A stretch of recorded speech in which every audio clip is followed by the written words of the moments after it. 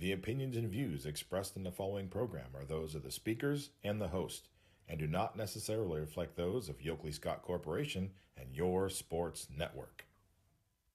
Yeah, I've been closer to Jesus before, so can you help me out? Oh, can you help me out? Am I on my own? Am I on my own? Or can you help me out? Am I on my own? Am I on my own? Or can you help me out? Can you help me out? I've been scared to look at my soul.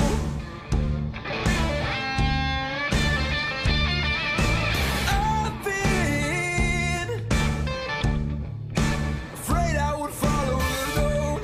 Yeah, afraid of the things I've been told. Hey, welcome into a Monday edition of Running Point on ysnlive.com. Ron Potesta with you alongside Anthony Hardwig. You get the hiccups I going got the on over hiccups there? right before the joke. Holy there it is. smokes. All right, so Anthony's got the hiccups, so this should be an entertaining show. This is actually going to be par for the course from what everything that has happened today. Welcome to 2020. Yeah, this is kind of par for the course. I was supposed to have a doctor's appointment at 9 o'clock, and it wasn't at 9 o'clock, and it turned into a little bit later. And I literally got here 2 minutes before we went on the air, which is something I normally do not do. I frown on that in a big, big way, but it is what it is. I'm still going to be smiling because, my Bills did what they did. You got last here. That's night. all that matters. Yeah, so I'm happy with that.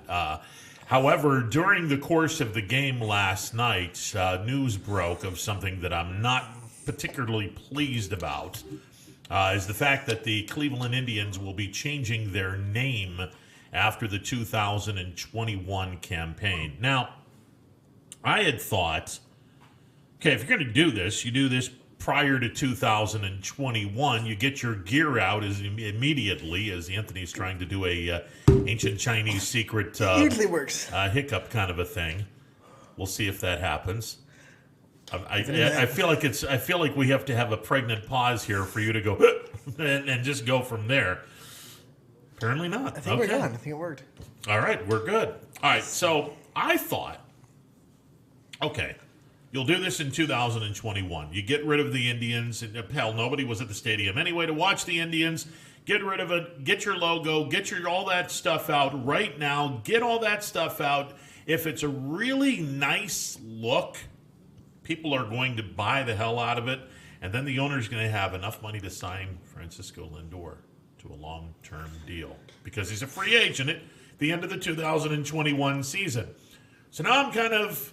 So you think a brand new name and a brand new uniform and a brand new look will make enough money for them to keep Francisco Lindor? It depends on whether or not the logo and the name and whatnot is nice looking. I don't know. I want to dive in to see how. Well, I guess Washington didn't change their name yet. Yeah, that's, so Daniel their Snyder's merchandise still mad. Their merchandise isn't really different, but No.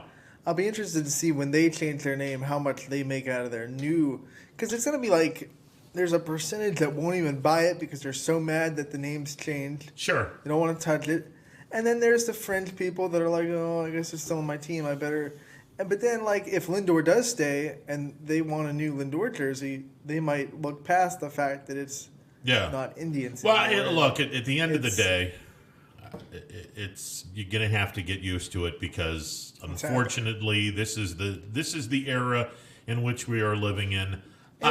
It's not new. I mean, people have been trying to get the Redskins. We've been having this discussion for like 7 years. Yeah.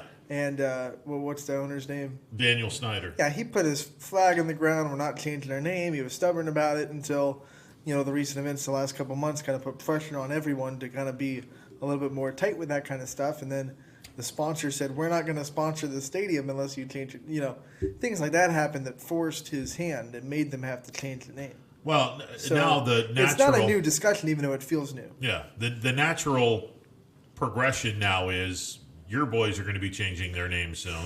Yep. Atlanta's going to be changing their name Even though soon. that article about the Indians said that as of now, the Chiefs aren't looking in the Braves. They mentioned the Braves too, aren't currently looking to change their names. But Yeah. the Redskins said that 7 years ago. So Yeah.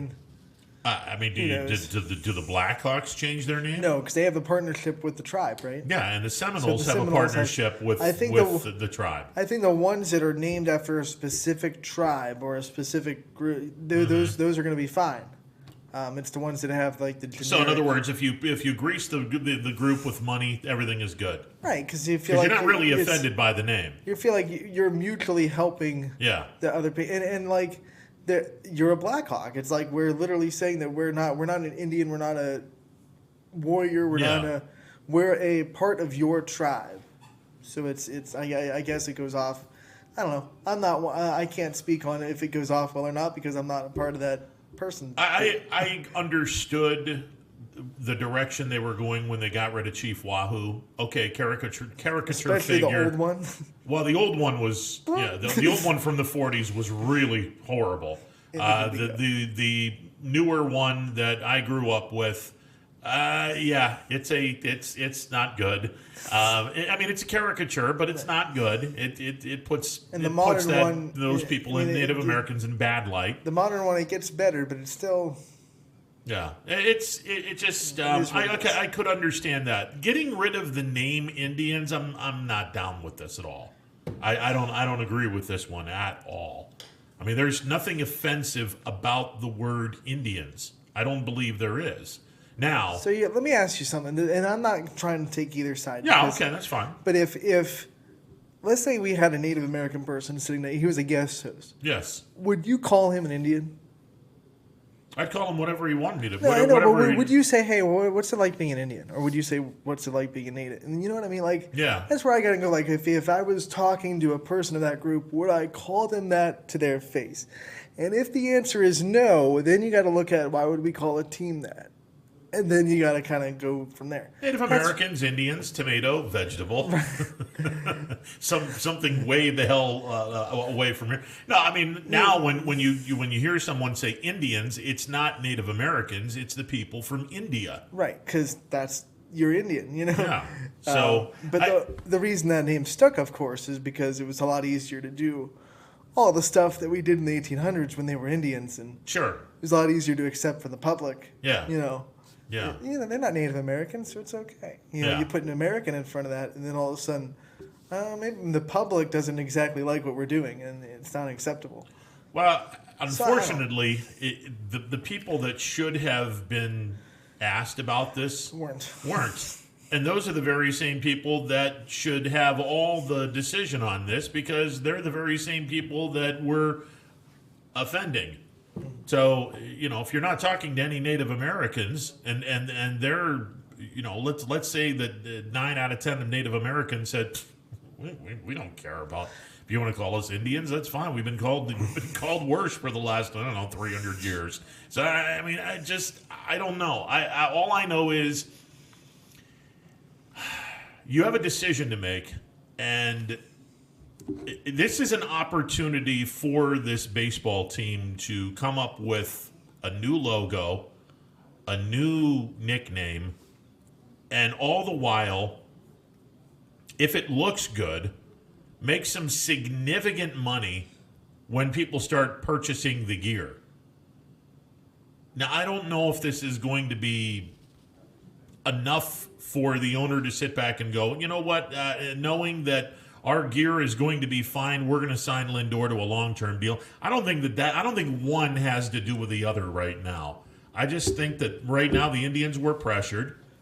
Rob Manfred basically put the carrot of the 2019 All-Star game out there, and the Indians took it, and they took the deal, and the deal was get rid of Wahoo, which they did, and the other shoe to drop, we're now finding out, get rid of the name. So they're not going to be the Cleveland Indians. In 2022, they're going to be something else. My question is, what do you call them? I mean, Cleveland Rockers would be cool. You look through the history of sports, like how a lot of franchises have gone through a lot of different name changes. So you just have to kind of look and see what kind of works, what kind of goes with your.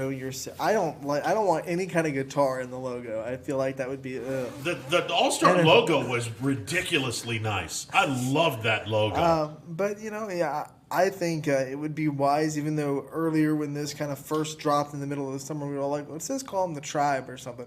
That way you stick with the culture, you stick with the idea, but you kind of lose the wrong term for. I'm fine with that. Because But tribe then- has multiple meanings. but It then doesn't I'm- necessarily yeah. have a Native American meaning. A tribe is a group of people. But then I'm also sitting here thinking, well, maybe the Indians and the front office want to completely just get away from that. Well, if they do, So they if better. they might have to do something different and call them something a little bit more towards the Cleveland City or whatever, something that represents their area. But it's all about what you want to do. They might have the PR thing where they just say, we don't even want to touch anything close to Indians. And if that's the case, then they'll- rumor has it that is the case, that they're not going to go anywhere close to the Indians. Which I and get that- it, because and- otherwise, why are you changing your name if you're just going to change it barely? I mean, yeah. like, Well, I mean, tribe is. but Yeah, you're it's changing largely it, but Native yeah. American. Like when you say it's a tribe of people, first thing that comes to your mind, Native American, the tribes. That's how we've kind Well, of first thing that comes to my mind is Cleveland Indians. Cleveland Indians. Squanto is approves. Yeah, I will still keep my my Indians gear, Yeah, and I'll probably wear it when I go see this team play in 2022 if they're playing there. Now there's all kinds of other ridiculous rumors flying They're gonna around. have to take that giant Indian sign off of left field. That thing's massive. That Indians logo up and left. Oh above yeah, the bleachers. I think they already got rid of it. It's gone. Yeah, Already? I think they already got rid of it. That was quick. They just Yeah. announced it yesterday. Well, it's well. I mean, I'll have to look and see, but yeah, I saw that last night during the game, and I was like, oh boy. Well, at least there's something we can talk about tomorrow.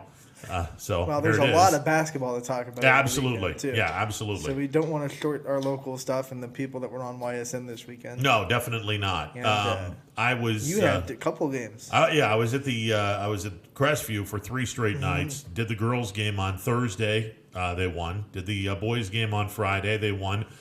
Did the Crestview Springfield game on Saturday. Springfield wound up getting the better end of that game. Springfield's offense in that game was just very balanced. I think they had 4 players in double figures. Yeah, it was a balanced. I didn't like how the game ended, but it is what it I is. don't know how they. Well, I mean, you don't play defense anymore. Everyone stops, and then you throw the ball inside, and the kid decides to take a shot. Come on. All right. It is what it is. It's 2 extra points. It's 2 points, 2 more points. So, I mean, it is what it is. How about? Did you see the Lisbon and what Blaine Brownfield did to Beaver Local? No. 37 points. Nice. Let's get to the phone lines real quick. 330-886-0813. Tony, you're on the MP Vivo Heating and Air Conditioning Hotline. What's going on, Tony? I don't have a lot of issue with this, but the topic you're talking about. But I do hope that if the Bills make it to the AFC Championship game, they ban the Chiefs because I'm grossly offended by their logo. Well, assuming Kansas City gets there, of course. So There's yeah. there's givens in this world. Yeah, that's a pretty much a given that Kansas City is the number 1 team in the AFC right now, and I think the AFC is going to go right through Kansas City, assuming, of course, we don't all go into a bubble after the first round of the tournament. We still have to beat New Orleans. Gosh, I was really pulling for Miami as a Bills fan. Really pulling for Miami yesterday. There's no way we catch the Chiefs now, so it really doesn't matter if we're 2 or 3. Look, at the end of the day, I was told that with the win last night, if Cleveland wins, Buffalo is in the playoffs. They clinch a berth in the postseason if Cleveland wins tonight. So we'll see what happens. They're 99.9% in. Oh, God, even if they yeah. ended up with if they win one of their next, they'd have to lose all 3 of their next games. So Yeah, let's not put the onus on that one, okay? Are you talking about the games yesterday? Yeah. I mean, we're talking a little bit about that. We're talking about the fact the Indians are going to be changing their name and 2022, and we're doing some local stuff as well.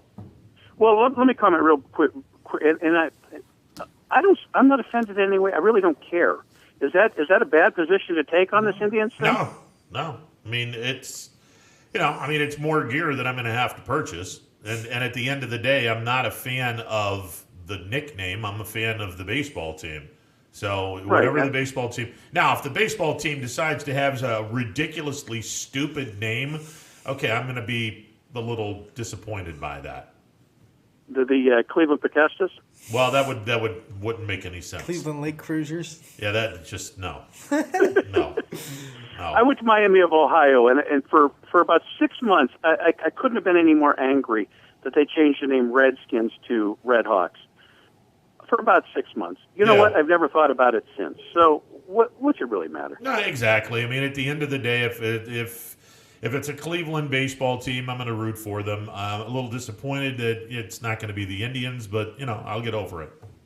You know what's funny? The Washington Redskins name going away, maybe I'm weird. I love the name Washington Football Team. I don't know. It has a novelty to it. Yeah, it's not bad. I mean, I don't want Cleveland to do Cleveland baseball team because that just... It'd probably be baseball club. Yeah, a baseball club or something like that. I just want... Remember the generic packaging when we were little? It was all black and white. Oh, yeah. Generic soap. Yeah. Maybe they'll do that. It'll be the baseball team. The uniforms will be black and white. A black and white label and say team. Team. A team.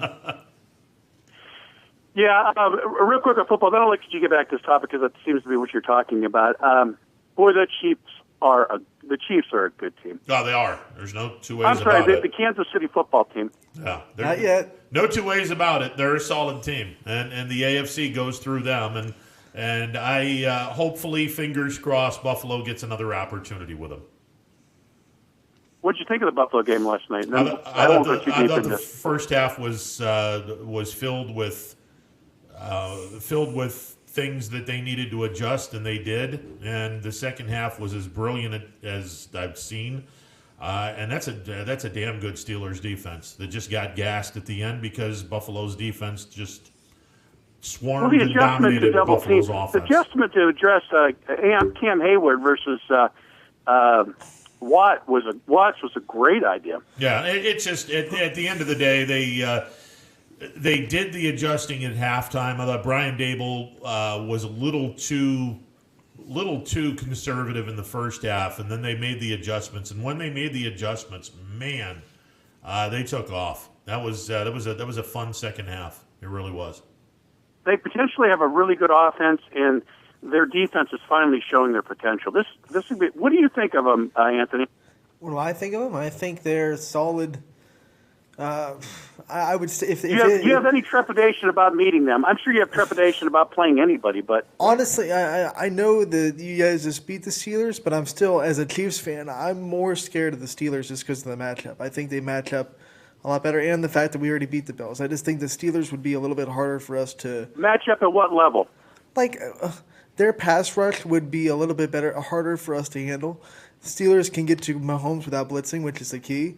Their secondary is well, especially their safeties are enough to kind of keep Tyreek Hill from breaking the top off. I think they're a worse matchup for Kansas City, in my opinion. If I had to play Pittsburgh in the playoffs, I'd be more scared of them than Buffalo.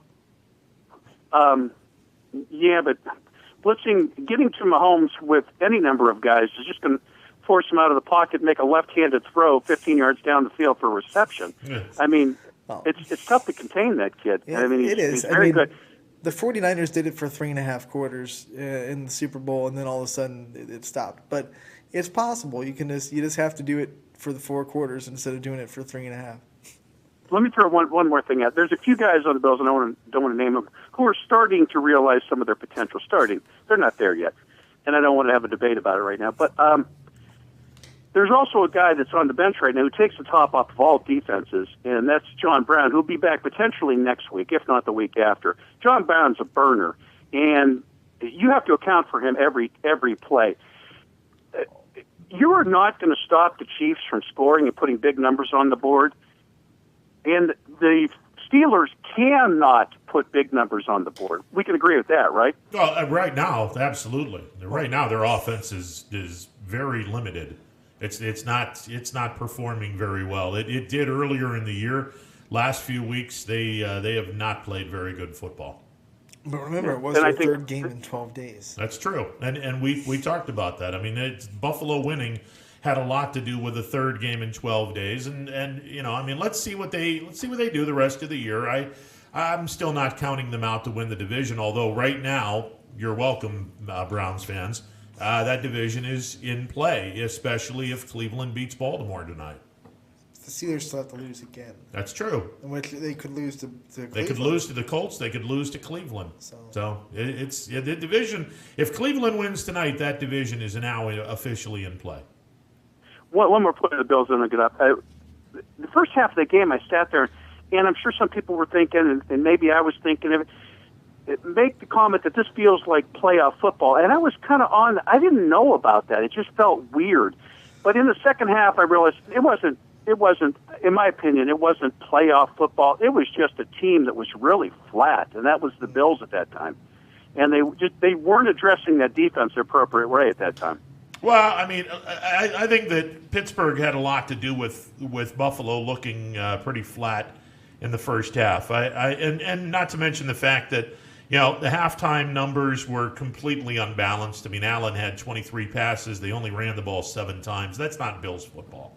That's you got to be a lot closer to 50-50 than that. It should have been somewhere in the vicinity of 17-13, something of that nature. But when the second half came around, they did a much better job, and they made the adjustments, and that's why they're 10-3, and first time they've been 10-3 since 1991, which was year 2 of their AFC reign. I don't want to come across as a Bills fan and being cocksure of this team. I'm rooted in reality here. I don't want to sound like a Browns fan. Their potential greatness. But let's be honest about the Steelers. They got no linebackers right now. I mean, they're hurting. There's no two ways about that. They're hurting. Now, the defense, I thought the defense played an exceptional game. They just were gassed because nobody was doing anything offensively. I mean, they still can't run the ball, the point which is a big problem. I started to make a few days ago about the Titans and the teams that were competing with them this year, the 49ers on the first few drives. Those were teams that stepped up and wanted to punch the Bills in the mouth. And I think the Bills have the reputation, if you punch them in the mouth, if you go at them hard, if you go at them very physically, they're not going to respond. Hopefully that's going away now, because when you get that reputation, every team's bringing their physical. Well, yeah, and as you can see in the last 5 or 6 games, every team that's done it has been beaten. And the scary thing is they're a Hail Mary away from being 11-2 and a factor for home field advantage throughout. Now, probably not, because I don't see Kansas City. We don't know that because, it's like the butterfly thing. If they beat that team, maybe they lose 2 of their next 4, Yeah. I mean, they're playing solid ball. And they apparently learned a lot. They grew a lot from that loss, apparently. Hey, I'll let you get back to your show. I'm sure a lot of people want to talk about the Indians and such. Have a great day, guys. See you, Tony. Hopefully they're peaking at the right time and they're not going to fall flat in the final 3 weeks. Historically, weeks 13, 14, and 15 are when really good teams kind of start to show a little bit of rust. It's when you're really getting into the, oh my gosh, this is a war of attrition kind of part of the season. I mean, we saw this week, I mean, a lot of really good teams didn't look good. No, definitely not. I mean, the Saints got beat. Yeah. Steelers didn't look great. Chiefs didn't look great. Green Bay is now number 1 in the NFC. They weren't, fantastic against Detroit. No.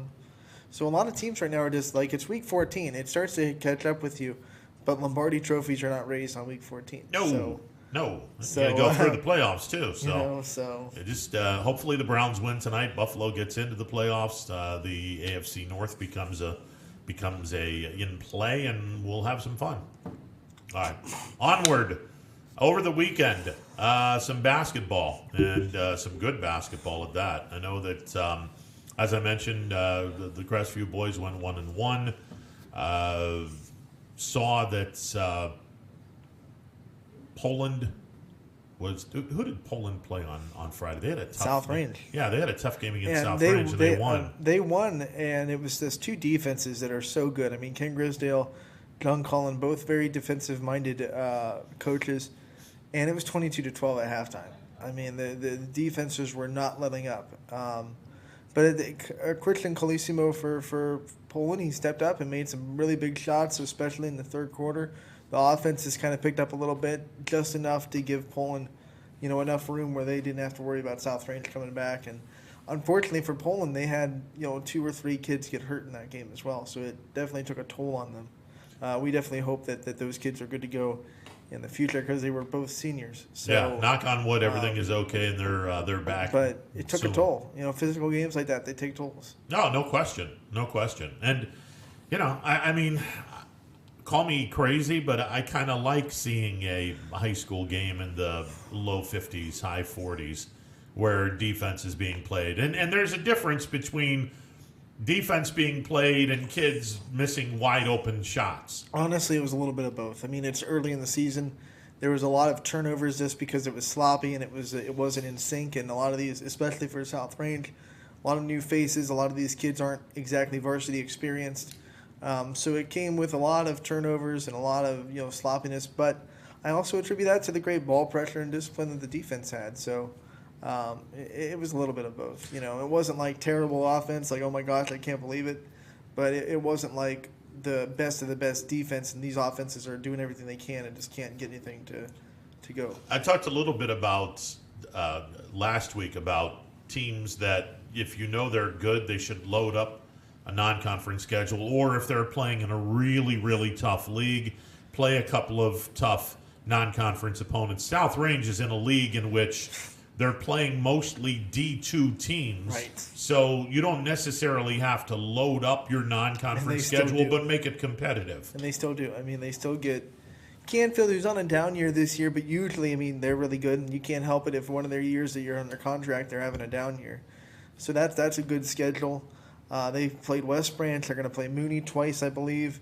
So yeah, they have a really, really tough schedule, even though their league is what it is. Even the girls, I mean, they're playing really tough schedules, even though their NE8 schedule is so tough as well. Yeah, it should be fun as we get in through the rest of the high school basketball, and we're just starting. We said it right before Tony called. I mean, Lisbon, what Blaine Brownfield did to Beaver Local, I mean, 37 points. And it's not the first time he's done that in his career. Not bad. Not and too then shabby. Ryan McCauley, he scored 25. So usually 25 points, that's going to lead your team. Yeah. But, I mean, with those two, they're already having a great start to this season. And when you talk about the seniors that are leading, plus we've already mentioned the young talent that Lisbon has, the freshman class, it's a perfect storm of a team that could not only be good this year, but if those freshmen absorb everything these seniors are doing, then it could be good for a long time. Yeah, it could be. And people in Lisbon should be pretty happy with what they're seeing. I mean, and now, granted, last week they ran into a buzzsaw in Malvern, which a lot of people are going to be running into that buzzsaw. That's one of those teams you schedule just to, bring your team a little bit down to earth a little bit, show them what it takes, show them what the standard is, because everything goes through Malvern. You're going to eventually have to beat them if you want to go anywhere. So, well, I mean, they're 3. I they are 3, okay. And Lisbon is Division 4. So, look, I like the fact that you not only scheduled up a division, you're scheduling an elite or close to an elite basketball team. So that's fine, because the EOAC not as good right now as it will be in a couple of years. And I think in a couple of years, that EOAC is going to be crazy good. By the way, offense galore in that game, because Skylar Pappas of Beaver Local had 27 points, and he hit 6 3-pointers. So, Dang. I mean, it was just one of those nights where both teams were shooting pretty well, and Lisbon, unfortunately for Beaver Local, had a couple of shooters that were hot instead of just one. All right, 330-886-0813. Dana Balish will be coming up at the top of the hour, hopefully. I got a call from him, but he never left a message, so I'm hoping that he's calling in at 1 o'clock. YSU has picked up a opponent, be playing this afternoon, West Virginia Tech. Yeah.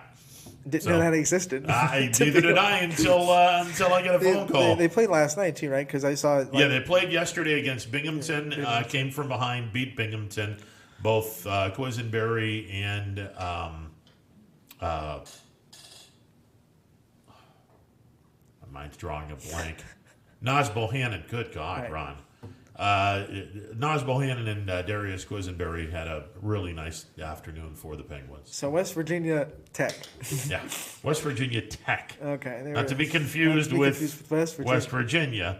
But yeah, they're going to be playing we said it last week. Any opponent, it doesn't matter. Just get on the floor against someone that's not yourself. Exactly. And you see what you got. Exactly. West Virginia Tech at Big Lee, 4 o'clock.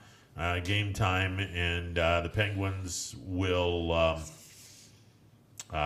be selling tickets at $14. No sales at the Beagley Center, so apparently some people can go and watch the game and go from there. Before the season, I mean, Rob Schmidt said they really want to take care of their Penguin Club members and make sure that as many of them get looks into that gym as possible. I'm sure they're trying to do that as well. Yeah, the Penguins were down 15 in the first half to Binghamton. They did a real nice job. I think they outscored them 43-25 in the second half. Some crazy number like that. They beat Binghamton 79-65. Early in the season, already dealing with adversity. That's going to show you a lot about your leadership and not just what you have on the floor, but what you have off the floor, and which one of your kids is going to step up and turn things around. Nas Bohannon, 23 points. Yesterday, Darius Quisenberry became the 38th player in school history to score 1,000 career points. Keep in mind, he's just a junior, so he's gonna have a few points before he vacates Youngstown. Maybe a few more. Yeah, just a few, tiny more. 330-886-0813. We'll take a timeout. Be back with more.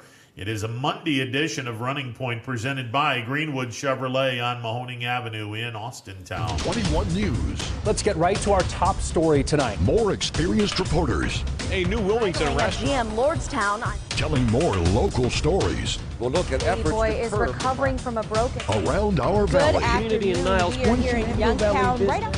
Because you expect. It's important for everyone. No place like home.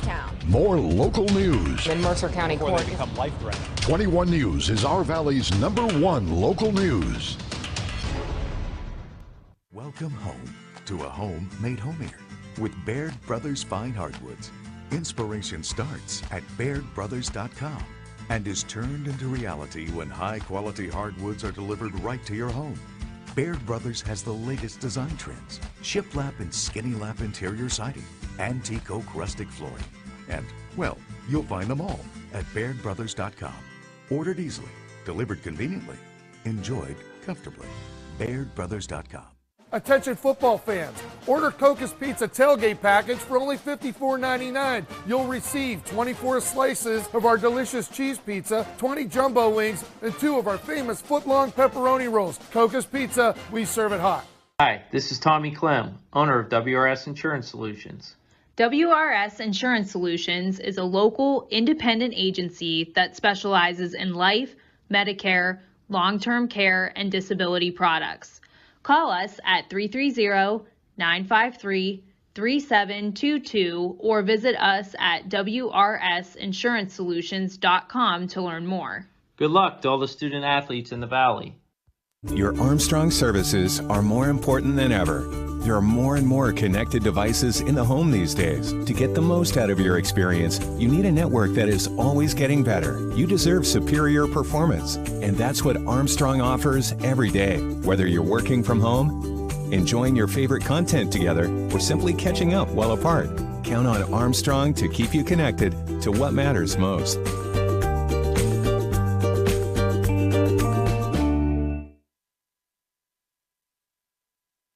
I went to Greenwood Chevrolet because I was really interested in looking at the tracks. Because I wanted my dream truck. Because I've been going there for 20 years. I think whenever we go there, whatever car we're looking for, they have tremendous inventory. If you're looking for people who care about you, Greenwood is the place to go. You know, it's like family there. The girls know me in service. It's Miss Kim in the Tahoe. I'm really happy that I went to Greenwood Chevrolet. Because they really went the extra mile for me.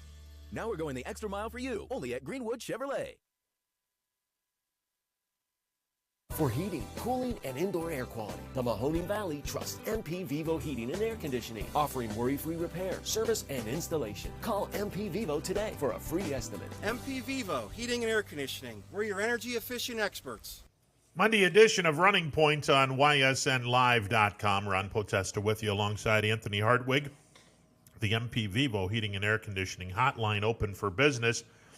330-886-0813. That's 330-886-0813. Dana Balish will be joining us at 1 o'clock. Apparently, that was in question because there was a Terry Francona press conference that was supposed to be happening, and the press conference has been canceled. So, no idea what that was about.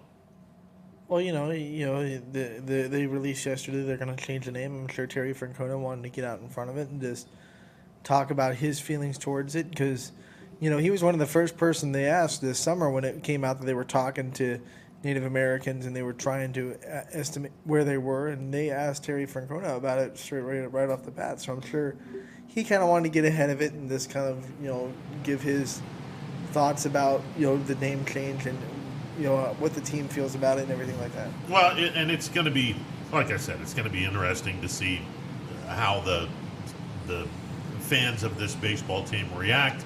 It's going to be interesting to find out how the people react in terms of whether or not they want to come to the ballpark to watch this team. Not that you were going to the ballpark anyway to watch the team because attendance was in the bottom third for 7 straight years, but it's just another thing that is going to be bothersome for the people who support the baseball team. Let's go to Champ. Champ, you're on the MP Vivo Heating and Air Conditioning hotline. What's going on? How are you guys doing? Good. A couple things go over quickly. Let me just start with the things we found out yesterday in the NFL is that Kansas City pretty much has got this number 1 seed pretty much wrapped up now because of the Buffalo loss. Pittsburgh's loss to Buffalo, and what that did was it clinched the tiebreaker now because of the record of common opponents. That's what it comes down to. And the problem that Pittsburgh has right now is that Kansas City has 2 NFC games to go next couple weeks, and they have a 1-game lead, so they could lose one of those 2 games and still win the tiebreaker because they only have one more conference game left, Kansas City, and that's the Chargers. That's the last game, so that they pretty much wrapped it up, and they're deserving of the number 1 seed anyways because they're still the team to beat, in my opinion. Yeah, there's no two ways about that. They are the best team in the AFC right now. Right. Another situation is finally, it's sad because I thought the Raiders were not a playoff team because of one reason, and that reason was exposed again yesterday. They finally fired their defensive coordinator.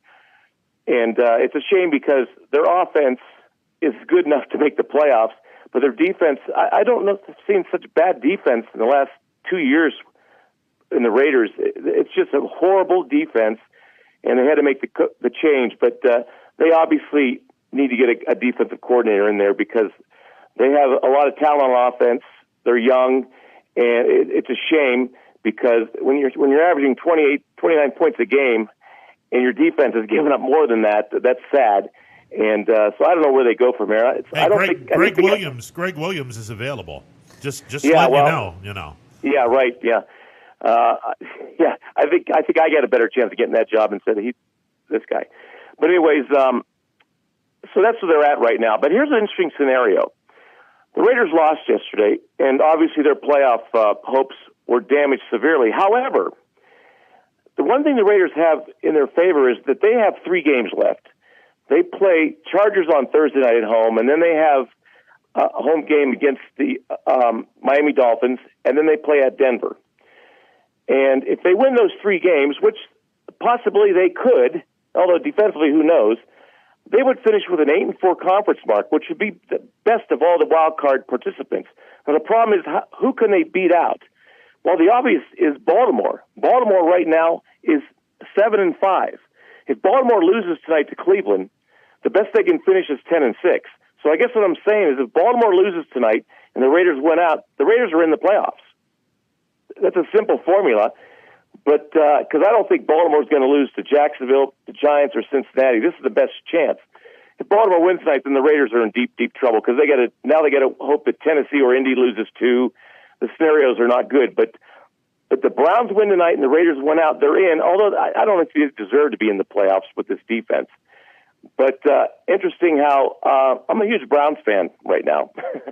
But I don't know. Do you think the Browns can win tonight? I think they have a shot. I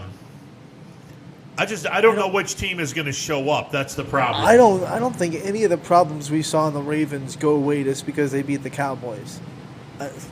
I'm still worried about the Ravens and the problems they showed that made them not as good as they were last year. I mean, there's still a lot of problems on that team, and just because they beat a very pedestrian Cowboys team, I'm not ready to say that all the problems has gone away. So I think the Browns, honestly, the way they've been playing, they should win this game, and they're not the same Ravens team they were in Week 1.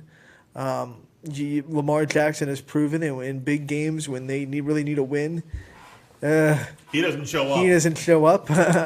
So no, I like the Browns' chances in this it. game, and I think that the Browns are going to be a little more fired up because Baltimore pretty much threw them out of a airplane window and said, "Yeah, you're out of here." So I think that Cleveland's going to be a little more fired up for this ball game. Had it been a close loss, I don't think you would. I mean, it's a divisional game, but I think Cleveland's going to have a bigger chip on their shoulder because of the way they got manhandled by Baltimore earlier in the year. But see, that might be a problem because the Browns have been really good because they've been even keel.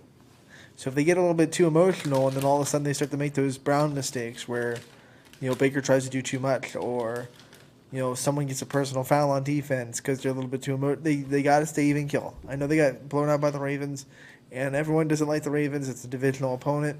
Stay even keel, keep your emotions in check, and the Browns will be fine. I agree. I think the Browns have an opportunity to put the North in play with a victory tonight, and we'll see if this team has truly arrived. If they can beat Baltimore, Chimp, then this is a team that's going to definitely be in the postseason, and it could help your Raiders along the way as well. It's interesting how, and you know this, that the NFL season, when it gets down to crunch time, that's 4 or 5 games, you start to see the men being separated from the boys. You start to see some of these teams that are starting to leak. And, the Raiders are one of them, obviously. Miami is another one. Pittsburgh has a good record, but they can't be happy with their play the last 3 games. And then you got the teams that seem to get better. And obviously Cleveland is a good example. Buffalo is a great example because they just seem to be to the point now where we look at them and they think, boy, they're pretty well balanced. They got a good running game. A good passing game, special teams, defense. And as the season goes on, they just and usually that's what happens because you don't want to go into the playoffs. It hasn't happened too often where you're on a losing spin or you've lost your identity. And I think we're seeing that with some of these teams. I think both Tennessee and Indy are pretty much on the positive thing right now. And Kansas City, I mean, my God, they're in another planet. But but that's what's happening right now. And Baltimore's another team that's kind of lost their identity. And you see that a lot with typically in the NFL season where the teams we thought were good, they all of a sudden they have all these weaknesses exposed. And that's what makes it really interesting. That's why sometimes it's so hard at the end of the year when you're playing against teams that have 2 or 3, 4 wins. They got nothing to lose, and that's why the playoff teams don't usually lose to bad teams, and that's what we're seeing right now. And I think that the Raiders got exposed in the Atlanta game, and they were lucky to win the Jets game. Let's be honest. But I think that's what you're seeing right now in terms of the AFC. But the AFC's got some teams right now that are playing pretty well overall. I think they're top to bottom in terms of the playoff field. I think they're better than the NFC right now. Well, the AFC is absolutely loaded. Yeah, I think Green Bay. Right now Green Bay is the top seed. They're nowhere near as good as Kansas City. I think Buffalo would beat them. I think that if Pittsburgh were healthy, that would be a really good game. Indianapolis or Tennessee would give them a good game. I'm a little concerned about Cleveland's defense. I think their back seven is atrocious, but the fact that they can rush a passer with four guys, and again, if you can rush the passer and get him to throw the ball early, you can turn a bad secondary into an acceptable one. But you got to get consistent pass rush, and we're going to find out just how good this Browns team is. And I understand people are going to say, "Well, the Baltimore beat Dallas, whoopee." The way Baltimore beat Dallas, I'm going to be real curious to see if that translates into something for Baltimore. Because if Baltimore can beat Cleveland, then all right, Pittsburgh will breathe a heavier sigh of relief because the division won't be in play per se, and Baltimore, a lot of people will look and go, "Oh God, the Ravens are still the Ravens." Cleveland has an interesting night and a very great possibility to finally tell everyone, okay, now we're where we should be, and we're going to be a postseason team, and those boys 100 and some odd miles southeast of us better look out because we're gunning for them now. Yeah, I think I would use the analogy of when Tennessee last season just annihilated the Browns, and we saw what they did payback to Tennessee, last week. But I would use the same analogy after the first week, how the Ravens just came in there and did whatever they could against this current coaching staff. But boy, the Browns have improved a lot. But the Browns have two hurdles now. That they've done a lot of good things in eliminating, the winning on the road and things like that. But the two hurdles they have right now are Baltimore and Pittsburgh. They got to be able to show they can get on the field with them and handle those teams, and they have an opportunity to do that because they're staring both these teams down in their last four games, and hopefully, like I said, hopefully they'll do well tonight. But that's a whole situation as far as that goes. Look, I mean, if they want a seat at the table of the AFC North, they have an opportunity to have a seat at the table tonight. Who do they have in between Baltimore and Pittsburgh? They have the Jets. Two and the road Giants. games in New York. Jets and the Giants. Well, the Giants Giants first, and then the Jets. Yep. If they and I know the Giants didn't look great, Lab, but they're still fighting for that NFC East. Yeah, they and Washington are both going to be. If they win tonight, that's the one game I don't want the Browns to be like, we beat the Ravens, we're good. Now we have to just beat the if they look past the Giants after they beat the Ravens, they won't beat them. They won't beat them. Yeah, I can see the Browns. What are they now? 9-3. I can see the Browns 12-3 going into the Pittsburgh game, but I can also see the Browns 10-5 going into the Pittsburgh game as well. This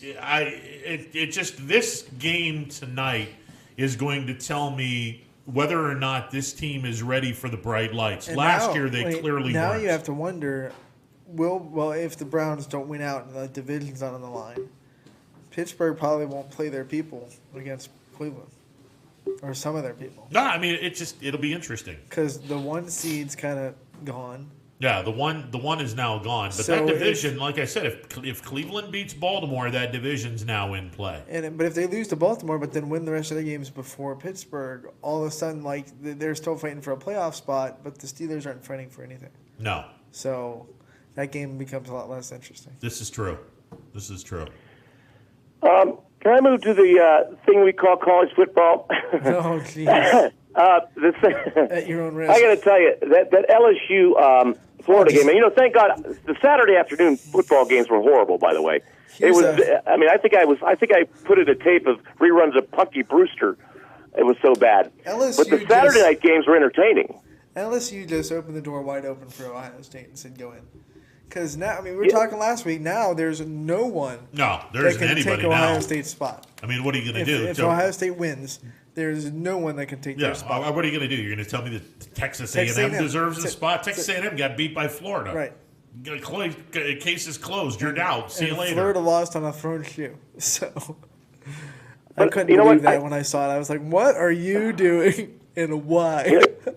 Isn't it ironic that Ohio State plays at the shoe, and that's the shoe incident was the one that might get them, help them out. But I think before this weekend, the game of these championship games, the game we were all looking at was the Alabama-Florida game. Not anymore. Because but not anymore. Now it's all about the Clemson Notre Dame game, I think. Yeah. Because I think right now that Florida loss put Alabama in and also put Notre Dame in, and I think it also put Ohio State in. The question is, if Clemson loses, then I think it's down to Texas A&M and Clemson. I'm if still it's not close, gonna. if it's close, you don't jump them. The only way Texas A&M gets in is if Notre Dame blows the doors off of Clemson. And it's not even a question. I am still not sold on them not taking Cincinnati, even though Cincinnati's not a Power 5 conference. I would think for Cincinnati to get in, Ohio State has to lose to Northwestern, because I don't think they're jumping anyone else. Yeah. I mean, I don't know. Tulsa's what They might Cincinnati's jump. got They ahead of might them. jump. I don't think they'll jump Clemson. Even if Clemson, well, If Clemson gets beat by Notre I'm Dame, talking they're out. myself into it. I'm talking myself into it. If Notre Dame beats Clemson, Clemson's out. You're not taking a 2-loss Clemson Are team you? into the playoffs. Hell no. Their 2 losses are to number 2. Okay, wonderful. If they I lose, they're out. Get them out the And then door. who do you put in? Either Texas A&M or Cincinnati. I'm not putting. Those are your 2 choices. Welcome to chaos, Potesta style here. What happens? And there's a very strong possibility of this happening. By the way, forget about Alabama. They're gonna destroy Florida, and even if Florida wins, Florida's not getting into the into the 4. It's just not going to happen. Okay, so Alabama knocks off Florida. They're 1. Notre Dame beats Clemson. Northwestern upsets Ohio State. Oh, boy. Okay, now. Well, now Clemson's in. Are they? Yeah. There aren't enough teams to take their spot. You are not. 2-loss Clemson? You are not having a playoff that's Alabama, Notre Dame, Cincinnati, and Texas A&M. I will guarantee that will never be a playoff. Well, no, I'm going to assume that. And Ohio State's Notre Dame and loss Alabama would definitely be in. Ohio State's loss would be a lot you're worse out. than Clemson losing. So Clemson would stay if both of them lost. Because there aren't enough teams to take the spot. You know what I'm saying? Yeah. I mean, Coastal US Carolina and Cincinnati are like, USC's we undefeated. We could do it. But they're still sitting way back at number 15. They're undefeated. I'm glad you brought them up. I want to see what the committee now all of a sudden does. Just in case, do they move USC way through the roof and up into the top 8? What hurt them is Colorado lost to Utah. So now I get it. That championship is gone. I mean, I get it. But if you USC and Ohio State, ironically, are both 5-0. But the difference is that Ohio State has wins over Indiana, and then it would be Northwestern. USC has wins over nobody in the top 25. Right. Yeah. That's the problem, and if you watch them, they barely beat the first. They've been barely winning these games. They haven't. I mean, they've looked impressive, but unfortunately, I think their 5-0 is a lot different than Ohio State's 5-0. But I don't think Ohio State's going to lose to Northwestern. No. And you know what? But if Alabama completely annihilates Florida, I think that even hurts A&M even more. It does. No, it absolutely does because A&M lost to Florida. Yeah. I still think that Clemson's got a shot. If that game is close, I don't think Notre Dame's going to blow Clemson. I think if that game's close, I think Clemson still has a shot to get in if they lose. There are going to be a lot of angry people wanting to know why a 2-loss Clemson team is in over a 1-loss team. It's simple. They're just a better team. Well, I get it. I agree with it. I agree with that. But I'm just going to tell you, there are going to be some angry people. Well, they can be angry all they want. And then there's going to be some angry puppies and angry Chanticleers and Bobcats. And you don't want that. You know what you do if you're angry? You go play them next year, and then we'll all see. Yeah. Oh, how about this scenario? What happens if Clemson and Notre Dame don't play because of a virus, and Ohio, and what if that happens? Well, then the playoff actually, they've already said what happens. The playoff stays what it is. You're not going to move right, and guess around. what? They're both going to make it. Yeah, if they don't play that game, Clemson and Notre Dame are both going to make it. The committee has already said they're not going to move teams around because of COVID. Yeah. So, for example, if the playoff is set and the 4 team gets COVID and can't play, they're not just going to bump the 5 team up to 4. They've already come out and said that. So, if the playoff is set and like Ohio State's a 4 seed and they get a COVID outbreak, guess what? What would be the 3 seed? 2 versus 4. Yeah, 1 versus 4. 2 Alabama versus 3. Alabama would automatically be in the finals. That's how it would happen because they're not going to move someone up just to play that game. Yeah. I found it ironic that rules have been thrown out the window already this year, so they could just be like, we need that Crazy. game. So they might just do it. But I find it ironic that the SEC was bragging about how we're playing all our games, but I bet you Florida wish they didn't play the LSU game. Well, there you go. Yeah. Yeah. That's all I got for today, though. That's it's intriguing, but I the highest rated game this year was Clemson Notre Dame, and it's going to be the probably highest rated game on Saturday, I would think. Well, it's in prime time for a reason. Yep. Okay, guys. All right, see ya. 330-886-0813. If Notre Dame wins and Northwestern wins, oh man, buckle your seatbelts, ladies and gentlemen. Why can't we have Northwestern in? They only have one loss. Because they're all the way back at like number 20. But they only have one They're loss. They're just not gonna make that jump. There's too many teams to jump. Will you be surprised if the committee meets on Tuesday and has ridiculously odd jumps from some teams? I'm not going to be a bit surprised if that happens, because they're going to set up something just in case chaos ensues. Right. So you think they're just going to put Northwestern close that way in case? Well, I think Ohio State wins. I don't think Ohio State's going to score more than 27 points on Saturday. Because that defense is legit. I'm just worried about everyone's just talking about it as if Ohio State already won that game. Yeah. In the media, and then Northwestern's going to be like, hey. Yeah. We played one bad game. It doesn't mean we're a bad team. Northwestern has a legitimate and defense. They're doing this. They're doing okay. Yeah. Okay. Yeah. And, writing this down. Oh, you said this? Okay. Just writing this down. Hold on a second. Hold on. Thank you. Thank you. Thank you, national media, for telling us we didn't have a chance against Ohio State. Not even like bothering telling us. They were just like moving on. Scoreboard, bitches. We've seen crazier things happen. I mean, no one gave LSU a chance in that game. Everyone was talking about the Florida Alabama game like it was a foregone conclusion. Exactly. LSU came out of nowhere. I mean, it can happen. It's college football. The kids are 18 to 22 years old. They can have mental breakdowns. I will repeat my hot take. Ohio State does not score more than 27 points on Saturday. Now, I don't know if that's because Northwestern doesn't score points. I'll put this. Their offense won't score, but I bet they'll get in OT a non-offensive touchdown or two to boost that score up. Okay. Because Ohio State's good at that, pulling scores out of special teams. Yeah, absolutely. But look, I mean, if Northwestern upsets Ohio State, we got chaos now. I mean, we seriously have chaos. Yeah. Alabama's in, win or lose. Notre Dame is in, win or lose. Clemson is. Wait. Notre Dame's in even if they get blown out at this point. And they have to be now because Florida lost. Yeah. Thank God for Bo Pelini and LSU. But Bo Pelini still gave up 34 points. I mean, they at least they won. I mean, that's the bottom line. All right, Dan Abolish will be coming up next. We will get his take on a number of things. High school basketball in the area. Yep, we're talking about it. Also, he wasn't supposed to be with us, but apparently the Tito Francona press conference was canceled, so he joins us. Yeah, we were going to be big leagued by the Tito presser. It's not the first time. Won't be the last time. Tito. 330-886-0813. Back in a bit.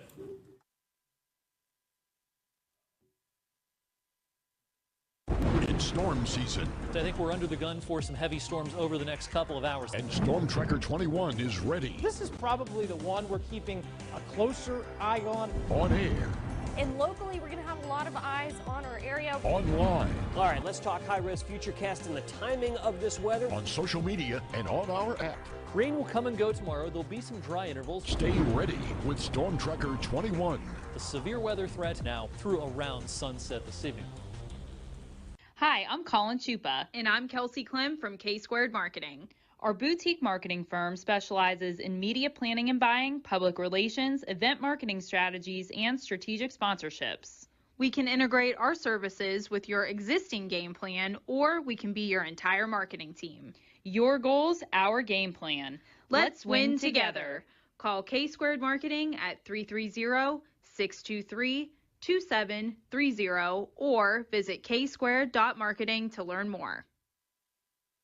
Hi everyone, this is DJ Yoakley with Your Sports Network. We appreciate your support of YSN and welcome you to the YSN family. Our broadcast streams are brought to you live at no cost to you by sponsors that are local to this community. Without the vision and generosity of our sponsors and partners, we would not be able to bring this game to you today. So please support the great businesses and leaders that are making this game possible. And if you're a business in need of great advertising and sponsorship opportunities, feel free to head over to our site for more information on the right fit for you. We are local, we are loyal, and we are live. We are YSN.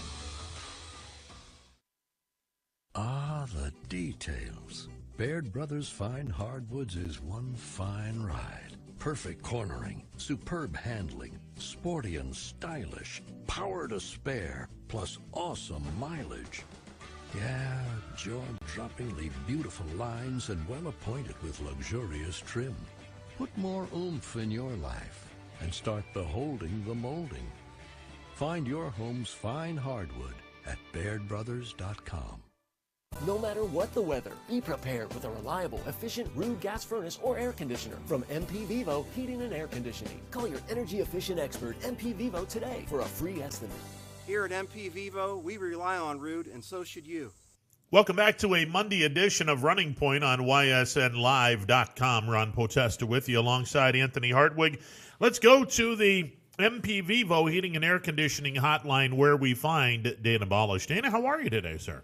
They're doing well, Ron. Yourself? I'm doing well. Okay, so we're, about 2 or 3 weeks into high school basketball, boys and girls. As far as the people in the gym and the atmosphere for basketball, you've gone to a couple of games and hit a couple of photo shoots. What are your impressions on the way the school districts are handling the fact that there's only so many people allowed in their gyms? Well, I think they're handling it the best way they can. Certainly, Ron, you want to get people in there and sell some tickets, but these are the rules we have to play by. The schools in Mahoning and Trumbull counties, or Columbiana counties, I think have done an excellent job under the conditions. Hopefully in Trumbull County things get back to normal after the holidays and, the basketball season can start or resume. But, I think most schools, are being very proactive about it. They're being very cautious about it. And certainly, from a media standpoint, they want publicity for their programs and kids. And I think they've done a great job as far as playing with the cards they're dealt with. You tweeted a couple of days ago that Mike DeWine said that, there have been people on both sides, superintendents that, like the fact that they have the choice, and then superintendents at which there was a kind of a universal kind of guideline or a universal mandate. And he's talking about the whole state as a whole. But in this area, where do you think the percentages is of superintendents that like having the choice versus superintendents that want a universal mandate? Well, I think in Trumbull County, it was universal, unanimous, for them to do what they did in Trumbull County. And certainly I think the superintendents in Mahoning County have been meeting. I'm sure the ones in Columbiana County have been meeting as well. But I think, you have to take it case by case and day by day and see where you are. There's a couple of, programs that are shut down this week just because, they felt it was the best thing to do in Mahoning County. So I think, I think superintendents talk about it. It's almost like school closings. Okay, if one district closes, then another one's going to close, and then it's a chain reaction. And I think Mahoning County and Columbiana County have kind of, said, okay, we can play, and, and that's what they're doing. But they've been in consultation, I'm sure, with the county health departments and all that. Certainly this is not an easy decision. As the governor said, some superintendents thank the governor for allowing the superintendents to make the decision. Other superintendents told him we need some uniformity in this. So I think, look, no one wants to shut it down. I think, I think that's the common knowledge. No one wants to be the bad guy. The governor certainly doesn't want to be the bad guy. The Ohio High School Athletic Association doesn't want to be the bad guy. So they throw it in the laps of the superintendents. And the superintendents know the best about their district. So, I think it's a tough call for anybody. You have to be cautious, and that's why it's day by day, because what you plan for tomorrow may not come because, and I've learned that in trying to figure out schedules of, what games we're going to go cover. I mean, when this whole thing started, about 3-4 weeks ago, I mean, I kind of had my week set. Well, every day it changed, so now I do it day by day. So I just think, you got to be cautious with this, and superintendents, know when they just have that instinct in them to say, okay, we need to do this, and shut it down or start it or whatever. Athletic directors are making their keep and then some today. I'm sorry, Ron? I said athletic directors are making their keep and then some these days. Well, and again, that's you want your kids to play if you're able to play, and schedules change. It just happens that that's the way we are. I mean, look at the collegiate level. I mean, it changes there every day as well. So I just think you have to have an open mind about it. You have to be prepared for change, and I think most people are. If you're scheduled to play Team X tomorrow, you may be playing Team Z instead of Team X. Youngstown State men's basketball. I mean, they got a game with Binghamton. Played them. excuse me, yesterday. Have West Virginia Tech today.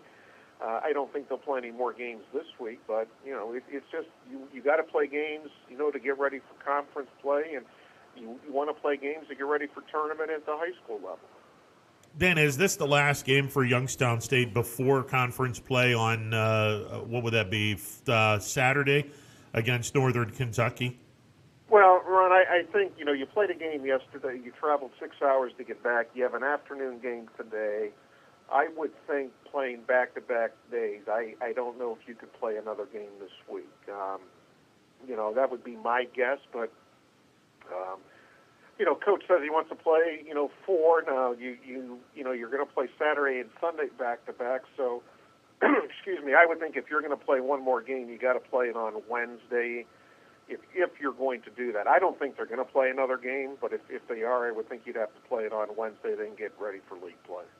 And I'm just wondering, when we're talking about high schools, a point was brought up this week to me about the pay-to-play schools and the schools where the kids have to pay to play the sport. And obviously, if you're shut down right now, you're paying to really not play. Do you think is there a plan to get the money back if God forbid the season has to be shut down? Is there going to be like a kind of a reimbursement if you get half a season? What do you think the protocol for that going forward is going to be as far as paying up front before the season even starts and then not getting a full season? I don't know if there's any pay-to-play programs left in our area, to be honest with you. And if there is, the school, I'm sure, would work that out with the guardians and parents. I wouldn't, I have no idea how that would work. 21 Sports Director Dan Abalis joining us on the MP Vivo Heating and Air Conditioning Hotline. Yeah, last night as the Bills and Steelers were being played, the news broke that the Cleveland Indians team name would be finito after the 2021 season. Dan, you're a Northeastern Ohio kid. You grew up watching the Indians. What do you feel, or how are you feeling about the name being changed? I mean, it's one thing to get rid of the logo, and I think most of us agree that the logo was, even though it was a cartoon character, the logo was disturbing. But to get rid of the name as well as the logo, I don't know what to think on this one. Well, I think, Ron, when the Redskins name was finally decided they weren't going to use it, I think it was only a matter of time before it happened to the Indians. And this is the world we live in today. Is it the right thing? Is it the wrong thing? I mean, that's for everyone to decide. They have their own personal opinions about it. My bigger question is, what's that mean for collegiate teams? What's that mean for high school teams like Girard and Southern who have the Indians name? I mean, will they follow suit a little bit here? So I think, it's the society we live in today. I mean, this has been an ongoing controversy for many, many years. I think with everything happening in the world with,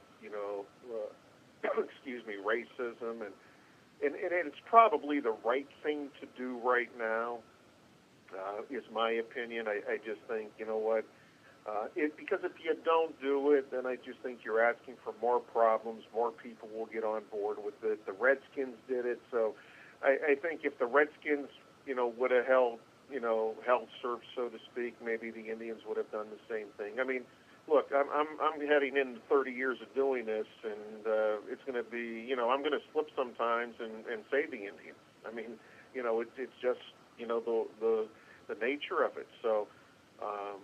I think what they'll do is they'll go generic for this year. I mean, if you think about it, they got to take all that signage down on top of the scoreboard, all the through Progressive Field. There's some reports it could happen this year. There's other reports that it could happen next year. Terry Francona was supposed to meet with the media today from the baseball winter meetings, which are being held virtually. That was canceled about an hour ago. Whether that's any correlation to what's going on, I don't know.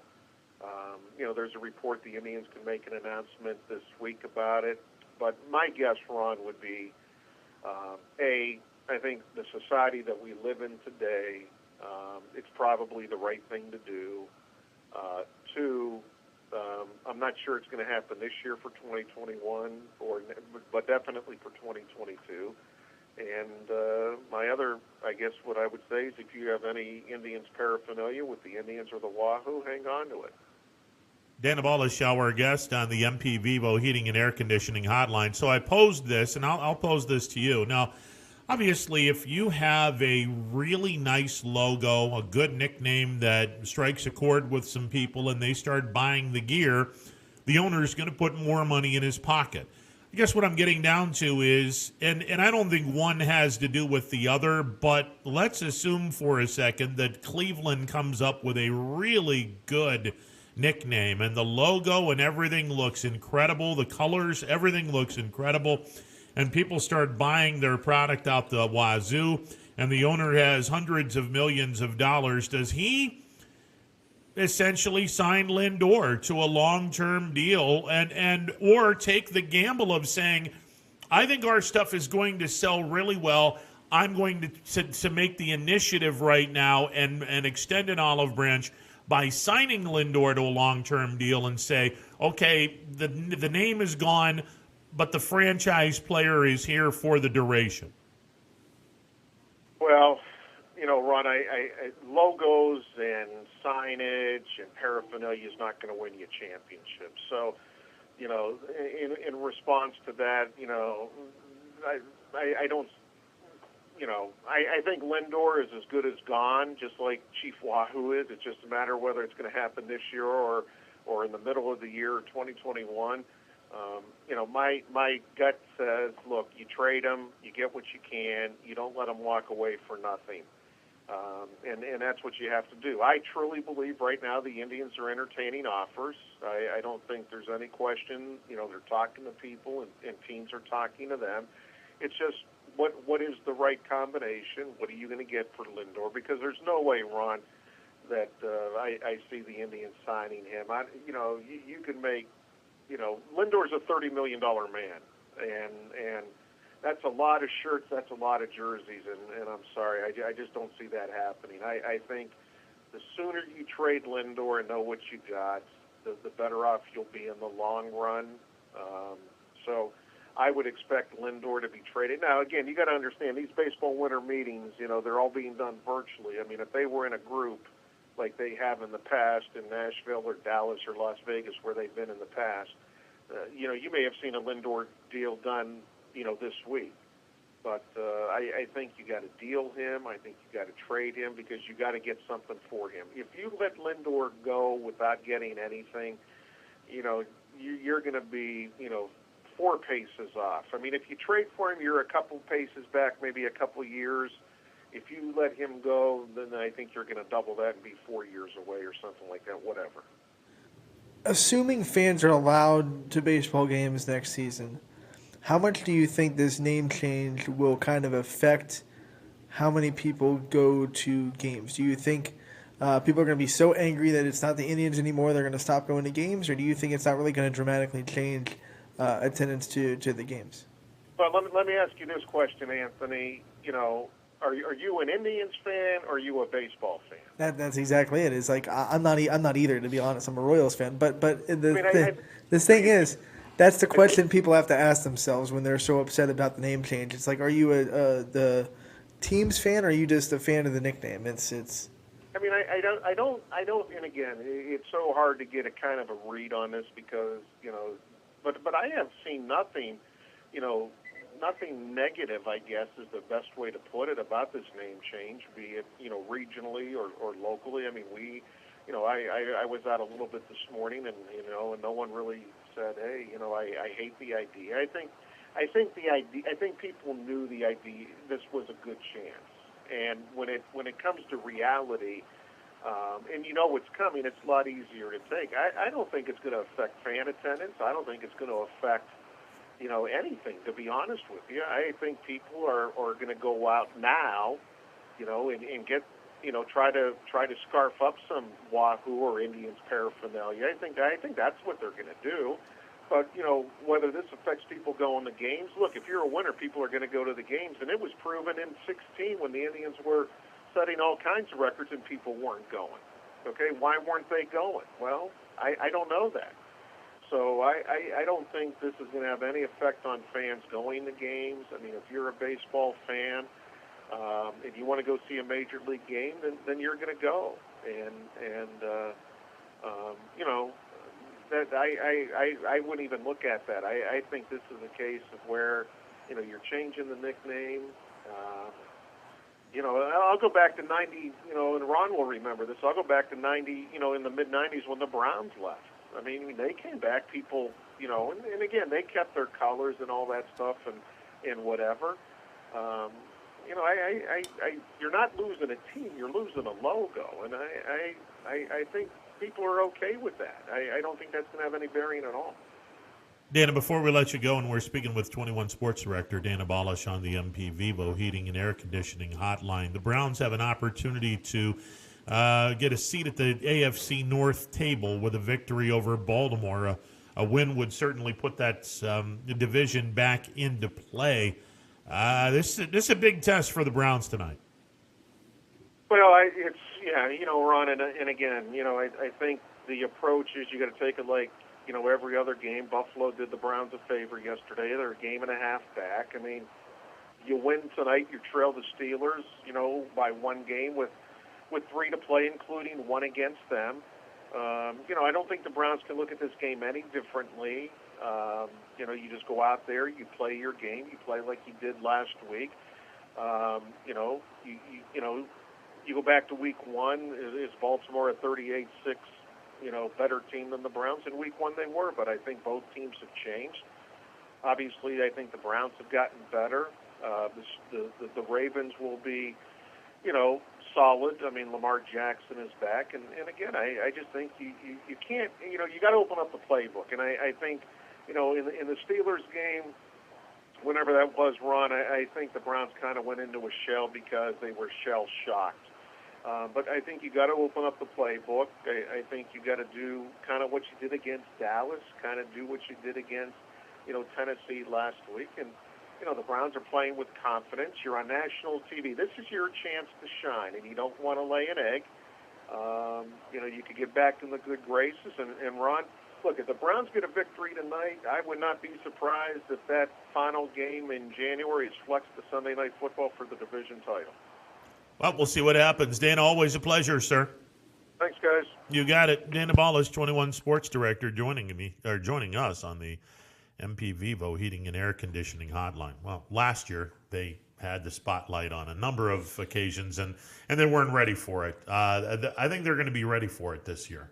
Well, the problem was last year it started like they opened the season with the spotlights on them, and It was kind of like, caught in the lights. Now it's like they started the season under the radar. Everyone's like, poo-poo on the Browns, especially after week 1. That was and then not all of a sudden they're sitting here 9-3. Now the lights are on, but they're already playing well. So I think it's a little bit of a mental difference on how you handle it. This will be interesting to say the least. All right, so Youngstown State playing today. West Virginia Tech 4 o'clock game time. Not West Virginia. Not West Virginia. And not Virginia Tech. No. But West Virginia Tech. It's kind of like West Virginia and Virginia Tech came together and made a child. West Virginia I think Tech. they did. I think that's what happened. Yeah. I think this is the birth child of... So the Houghtonniers? Houghtonniers. Yeah. Houghtonniers. Yeah, or the... I guess you could go... The Mount you could go the Mokies. Yeah. Mokies. The Houghtonniers. Let's stop. Dana brought up something pretty interesting, and we'll spin the whole conversation to local, because I'm looking on our nice little brick by brick of all of these schools, and I see 4 of them immediately that the PCers may ultimately target, and that would be Girard, Southern, West Branch, and Brookfield. You get 2 Warriors and 2 Indians.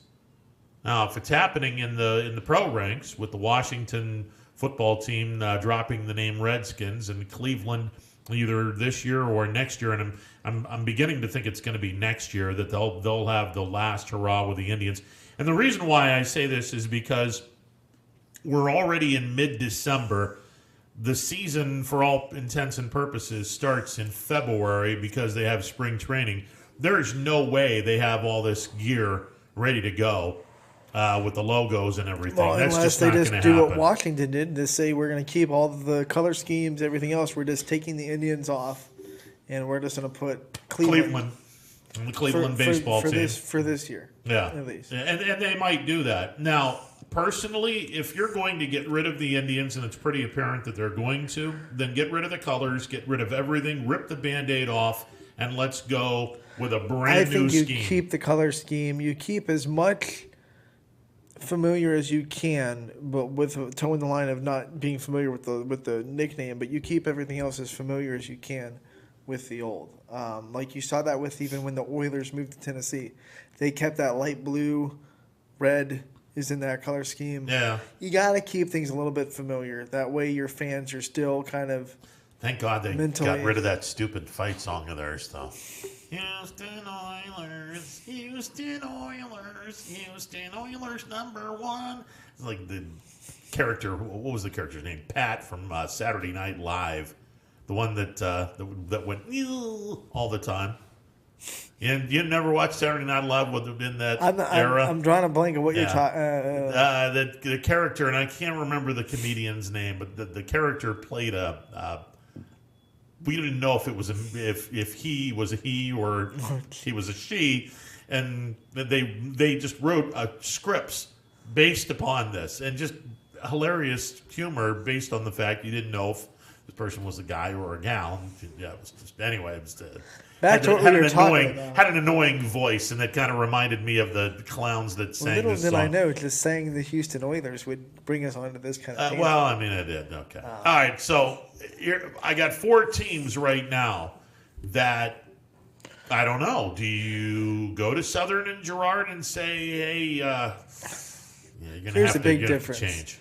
Cleveland Indian, the circle of influence for a professional baseball team is a whole lot wider than just of course. I mean, so is there going to be that local pressure on West Branch, Brookfield, Southern, Girard that forces them to kind of change their name? I would hope not. I don't know. Yeah, I would hope not. Or, are they going to look at it and be kind of proactive and say, even without pressure, we should do this because it's all about who's in charge and what way they lean and what way they think, because there are 2 different ways you can handle it. Yeah. Thank God my team is only a bear. They're not going to be able to get rid of those. I mean, it's not like, Yogi is going and saying, hey, boo-boo, you got to switch that name. Got to switch that name, Mr. Ranger. I'm offended by that. Hey. 330-886-0813. Saved by the ring. No, there's no phone call. I see the thing flashing. Okay, well, now I see it flashing. Good Lord. Let's go to Emmanuel. Emmanuel, you've blinded me with your call. You're on the MP Vivo Heating and Air Conditioning Hotline. What's going on, brother?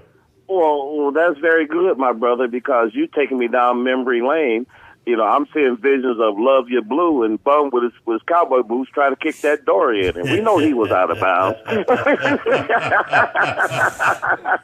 Hey, and you noticed Bum never wore that hat in the Astrodome because it was a closed building, so he'd never wear that cowboy hat in the Astrodome.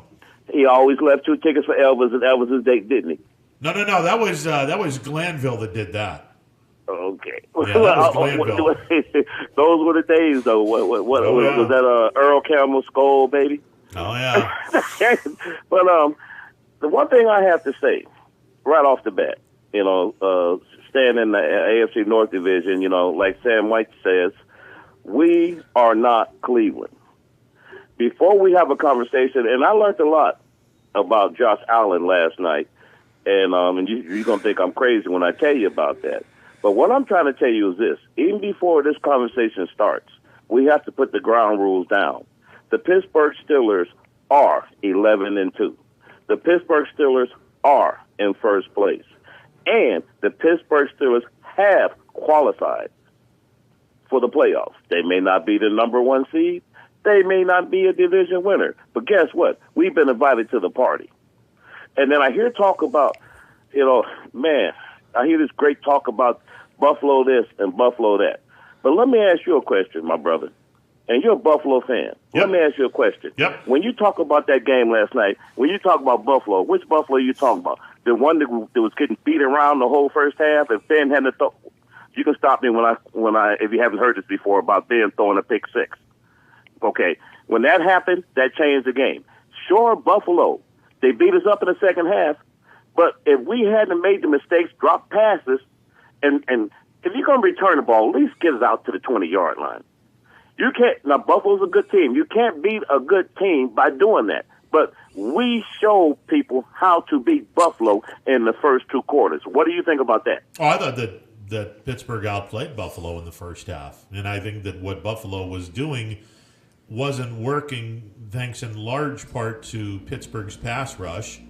Also, I didn't particularly care for the play calling. There was 23 passes and 7 rushes in the first half. It was way overloaded passing instead of running, and I think that Dable was outthinking himself. But they made some adjustments, and when they made the adjustments in the second half, this was a different Buffalo team that you saw. And Allen caught fire. I think he was perfect in the third quarter, 12 of 12.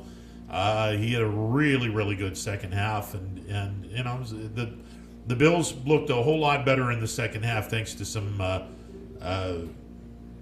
adjustments that were made at halftime. And the defense, I thought Buffalo's defense played incredible for the most part. I thought they were absolutely incredible. And I agree with you. There were some drop passes that would have certainly made things a little more interesting, especially in the first half. But it is what it is. Well, we had a conversation one time, me, you, and the big guy, DJ, and we were talking, and even he had to agree. You can't run the run-pass option if people know you're not going to run. Now, we agreed on that. So the bottom line is Pittsburgh comes out 5 wide. There's no semblance of running the ball, and they're trying to get rid of it in at least 3 seconds. Now, it's really not that hard to defense against that. You get up close, you blitz the quarterback, and you play tight on the first 5 yards. That's how you pick that interception off. So I don't think it was so much. I'm not knocking the Buffalo Bills. I'm not knocking them. But I don't think it was so much as the Buffalo Bills showed me something last night as is what Pittsburgh showed me what they need to work on. Like they need to work on running the ball. We talked about that before. They need to stop throwing interceptions. We've talked about that before. And I understand. I understand about our specialty teams because I don't complain with the Steelers. We believe in next man up. But our best players, our best specialty players, they're not on the specialty teams anymore. And I just found out by talking to some people that Claypool was a monster on special teams when he was in Notre Dame. Yeah, it's look. I thought that I thought the Bills' defense showed some life last night, and again, Allen wound up throwing for 238.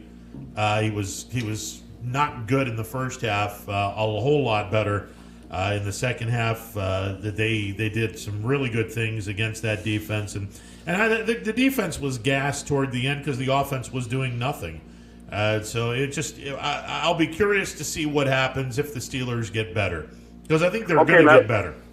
Okay, now let's talk about Josh Allen, right? Yeah. Now, maybe I'm nitpicking, right? But I see this young man has a cannon for an arm. He has all the intangibles, but when they show his practicing his mechanics, right? That right there showed me his weaknesses and showed me his ceiling. Because if you think about it, and you're a pretty analytical guy, right? And so is Anthony back there listening. One thing about Tom Brady, and I think he did this better than anybody else in the history of quarterbacks in football. Because he wasn't going to run. He knew how to move in the pocket. He'll slide a little to the left just to get the pass off, or give him another half a second so he can get the ball to Randy Moss down deep. Josh Allen, all he does, he steps forward. If it's not there, he either sacks or runs. He cannot. If he can just by himself another fraction of a second, like just in a movement, to get a lane so the ball doesn't get knocked down, or he may get tore up, hit real hard, but throw that touchdown. He doesn't have that side-to-side stuff inside the pocket. And that's come I say he needs to work on his pocket presence. If he doesn't get that side-to-side and realize that guy's coming from his backside, there's a limit on what he can do. Am I wrong? Did you not see the touchdown pass that he threw to Davis to make it 23-7? And when I see that, when I see that, you know what I thought? I thought, how come he don't do that all the time? Well, this is a kid that went from barely 55%. Now, hang on a second, Emmanuel. This is a kid that went from barely 55% completion percentage to damn near 70%. His numbers are going through the roof right now. There's still work to be done. There's still a couple of things he needs to clean up, but this kid is a whole lot closer. And I'll say it again. Don't do it. He is a whole lot closer to John Elway now than when he has ever been at any point in his time. And I wasn't the only person that said Ron, he was agreeing with John Elway. Ron, think about what you just said. How long did it take John Elway to win a Super Bowl? This Buffalo team, the window is open for this Buffalo team. It was open last year, it's open this year, and it may be open next year. There's a slot that they can make a run for it, man. There's no TB12. Kansas City can be beat. This guy can take Buffalo to a Super Bowl. You're right. But he doesn't have it.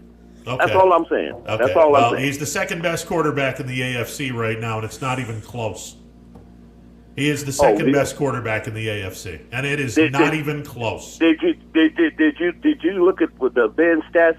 How many touchdowns he's thrown to Claypool? How many completions he had with how many Johnson has the yardage, the receptions is Juju, spread it all around. The guy throws the ball 50 times a game. The last 3 games only threw 3 touchdowns.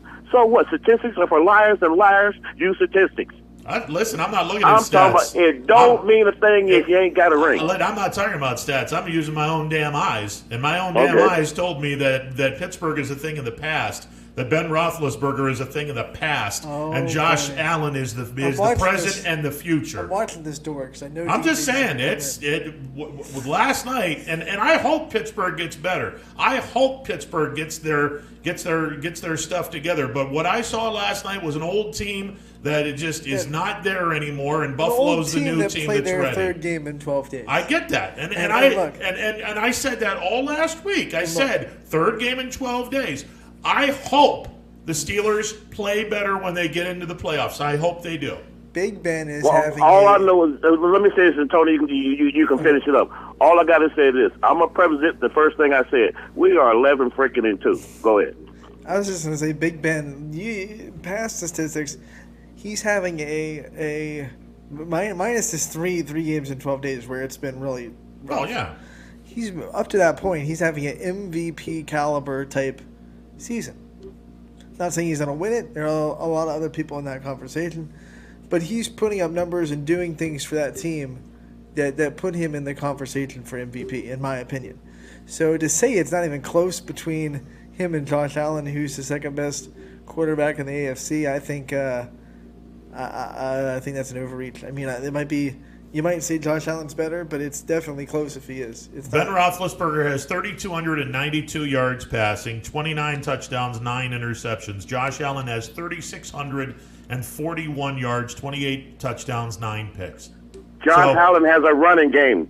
Pittsburgh doesn't. Ben's doing it by himself. Hold on a second. Please tell me which running game we have, because Zach Moss has only run for 335 yards this year, and Devin Singletary has only run for 576. Please tell me what running game we're talking about. I don't think Pittsburgh has nobody that's ran for 500 yards. But I will say what Buffalo has that Pittsburgh doesn't is they have James Conner, by the way, 663. They have alpha type receivers, and nobody else is above 400.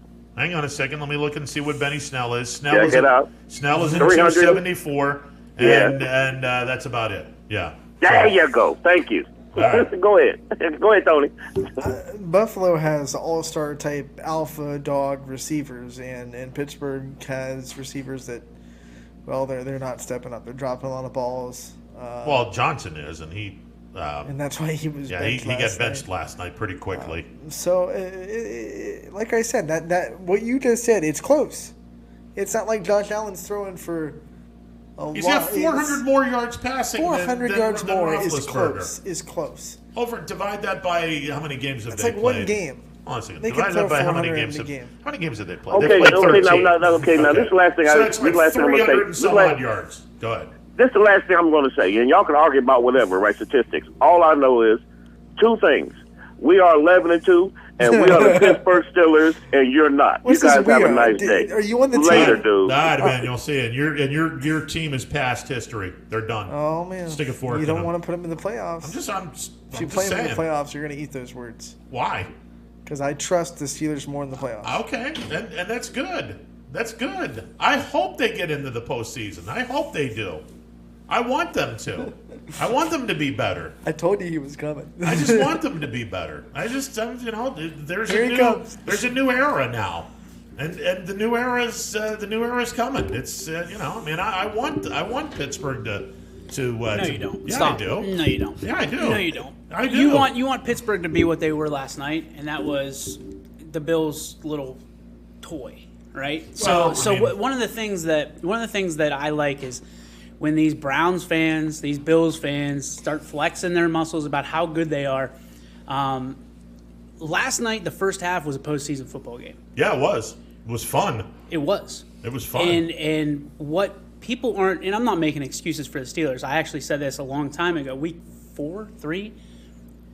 With that bye week happening the way, are you all right over there? Yeah. What are you doing? It's gnawing on yourself? Nah, I had to get something. Go ahead. All right. Round it back. Is my thing is when you lose your bye week, like the Steelers lost their bye week, it's not going to affect you right away.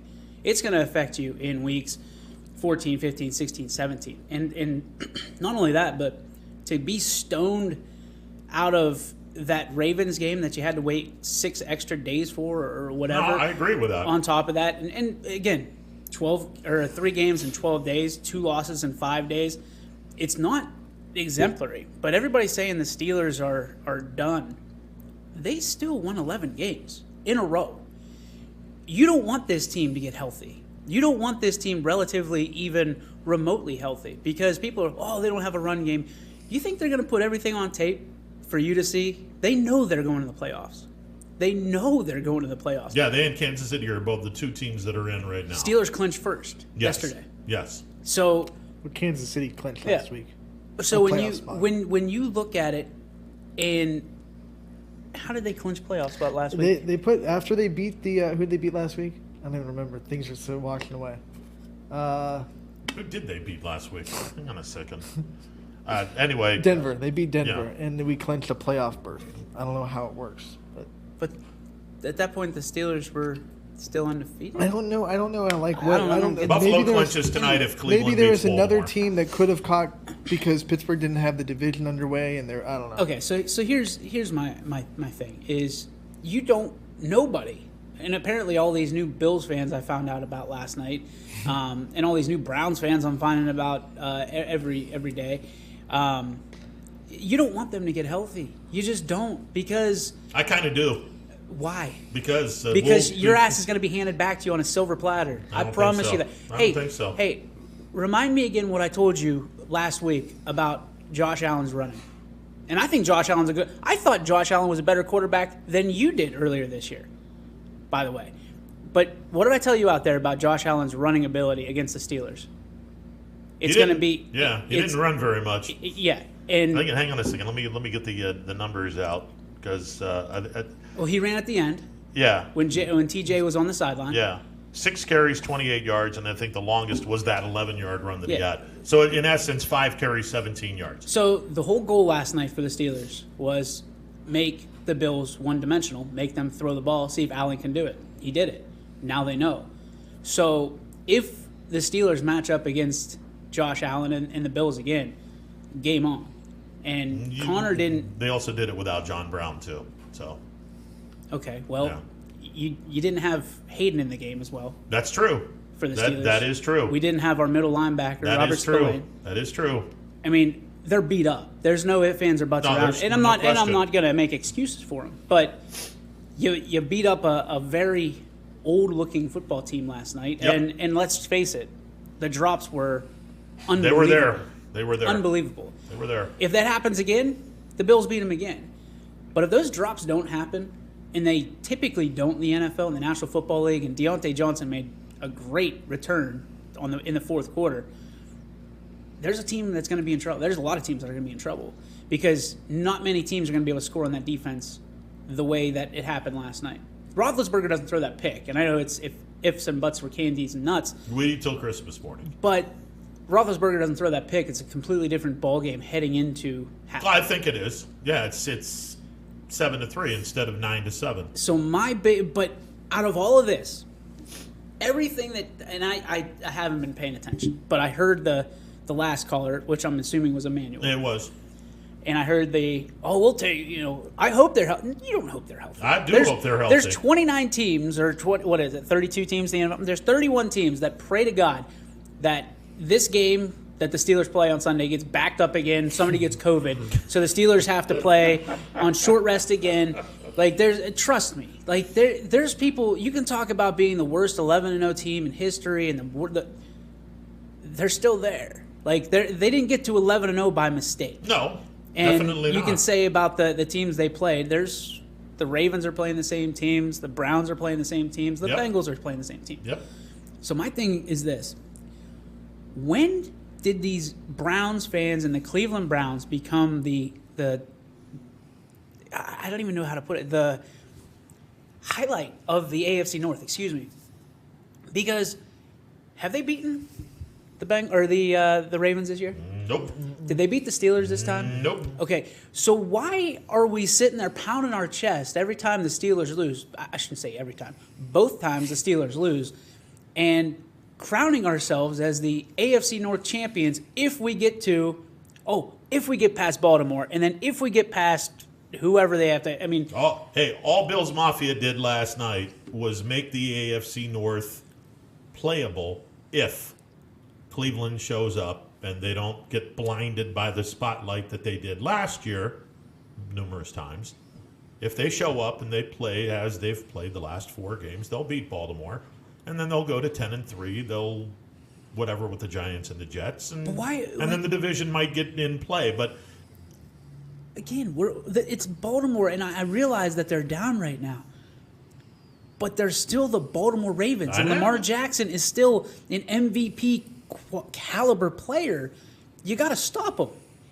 They haven't proved that they can stop him. That's why I'm saying, okay, you guys have the spotlight now. This is yours. You want the AFC North to be playable, go beat Baltimore. Go beat Baltimore, and then you're 1 game back. But I'm already hearing about Week 17, and I'm sitting there thinking to myself, well, wait a minute. And those are the people that I wouldn't want on my team because we're not at Week 17 right now. You got a game against a team that kicked your living ass up, down, and all around the football field in week number 1. So why are you even thinking about Week 17? So let me ask you this, because as we know, you like hedging your bets on almost everything you say. Which team are you taking? The Cleveland Browns of the last 4 games or the Cleveland Browns? Who's the real Cleveland Browns? I honestly don't know. I don't know. If it's the Cleveland Browns of the last 4 games, the AFC North is in play. The AFC North will be in play. And if it's the Cleveland Browns of... If it's the Cleveland Browns of the first... If it's the Cleveland Browns of the first half of the season, they're getting destroyed tonight against Cleveland. And I know you said you don't know, but which one... I mean, you talk about the eye test a lot. You put your picks out on which team is showing up tonight. And because I think this game has a lot to do with the rest of the season. I agree with that. And I was looking at this, and I'm glad because I knew you were going to be asking me for this game tonight. Oh, shut up, Snoop. Every now and then this thing gets thrown out. The last I checked, Cleveland was a 3-point underdog, or did they move it to 2? I don't know. I'm not betting this game. I can't see it because my odds app is all messed up because I have commercials and whatnot. I mean, I have interest, but it's I hate the Browns fans that are on social media after, and I'm not going to spoil it for the Power Hour, but I've got one lower form of scum that I found out about last night, and I'll hell with it. It's the Steeler fan that you can't even classify him as a fan, because a fan means that you support your team. Yeah, exactly.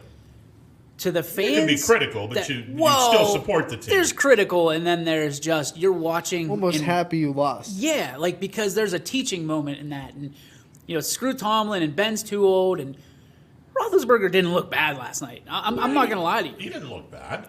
Again, like if you're not pointing at those receivers in 90% of those cases, the pick that was on Ben. It was too far inside. He didn't lead Juju enough to the outside, but interceptions happen. My thing is, I got people texting me last night, and we have a group chat that goes on, and there's one guy in particular that always kind of cuts to my core and gets my goat. He was kind of quiet last night outside of saying that, I always say Ben Roethlisberger's a top 5 quarterback in the NFL. Well, last night he wasn't. Most of the time he is. Should have been, was in consideration for the MVP, yes. Is he now? No. There's a couple guys that are out there that are pulling far away from the pack. But the Steeler fans that text me or message me or whatever and put it on Facebook about, this team is who we thought they were, they stink. Where the hell were you 2 weeks ago when they were 11-0 on top of the world and you didn't have boo to say? All they could say was, they're trending in the wrong direction. They're trending in the wrong direction. Listen, when you're undefeated, when you are a top-tier talent, when you're a brand, like the Steelers are, you always have that target on your chest and your back. Teams get up for you. Nobody's getting up to play Cincinnati Bengals. No. Nobody's getting up. I mean, and for the longest time, nobody's getting up to play the Browns. So the advantage lies in other locker room, because I don't know how many sports fans or athletes, it's hard to get up 16 times a year, 17 times a year, and then you add the playoffs. Playoffs are their own animal, but to get up and there's a reason you only play football once a week. Oh, yeah. You're physically and mentally destroyed for 4 days. And then to play again 3 days times later. in 12 days. Well, it's like I said, I thought before the Redskin game, I thought Buffalo's going to destroy this team. I will say the one thing that should be very concerning for the Steelers. Buffalo's run defense isn't very good. Pittsburgh only ran for 47 yards on 17 carries last night against a average, at best, Welcome run defense. To the Steelers in So 2020. that I think is it's one thing if you're getting shut down by a team that's pretty good against the run. Buffalo's not pretty good against. They're average at best against the run, and they destroyed this running attack. We don't have an above-average back in the backfield. Yeah, we have that's Benny Snell. We have Jalen Samuels, who had the majority of the carries, and then we had soft-shelled James Conner. And, I mean, the dude had a coat on by the end of the first quarter. Yeah, 10 carries, 18 yards for Connor. Samuels, 4 carries, 15 yards. Snell, 3 carries, 14 yards. Actually, Snell had the best yards per average. Snell looked like he was shot out of a cannon last night. But they continue to do this, get rid of the ball in under 2 seconds. Ben Roethlisberger holding I mean, I don't know what the angle is. I don't know if it's Randy Fichtner, his way of changing the way the game is played. I'm not against it totally, but your receiver's got to catch a ball. I mean, them dropping balls is the equivalent of a 1 yard gain or a 1 yard loss for a running back. I mean, it does nothing, absolutely nothing. And there's a lot of people that are frustrated about it, but at the end of the day, they're 11-2. They're 11-2. Is there really a panic button when they've clinched a spot at the table in the NFL playoffs, which Browns fans have been dying for since 2007? I think that was the last year. No, 2004. 2003. I'm sorry. 2003 they went to the playoffs. The only time they went to the playoffs. So, and then I don't think I have to remind people what happened in that playoff. No. Huge lead, blown lead. Tommy Gunn. No. Tommy Gunn. I don't think they'll have a problem next Monday with Cincinnati, but and maybe between now and Monday, if Tomlin's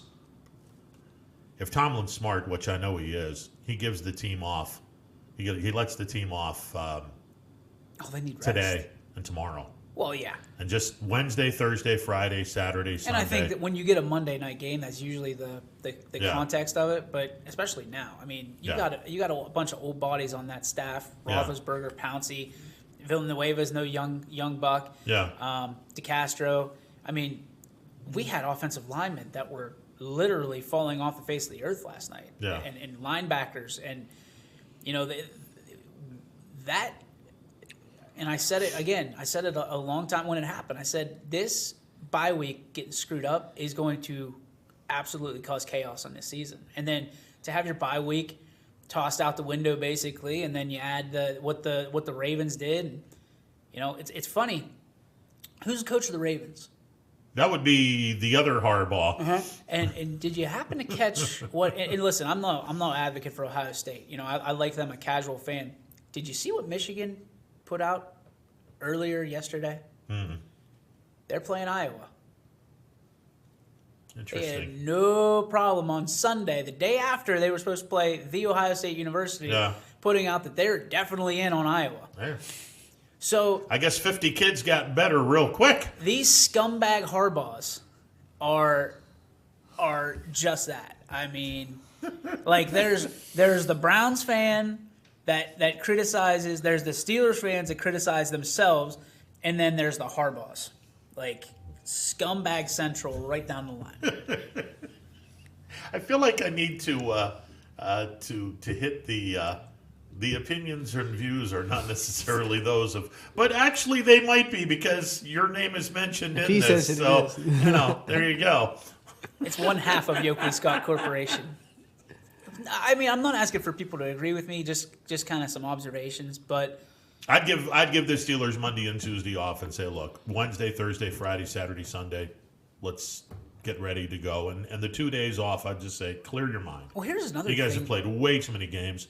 Just clear your mind. People don't realize that for some reason, the Steelers decided they were going to travel to Buffalo yesterday.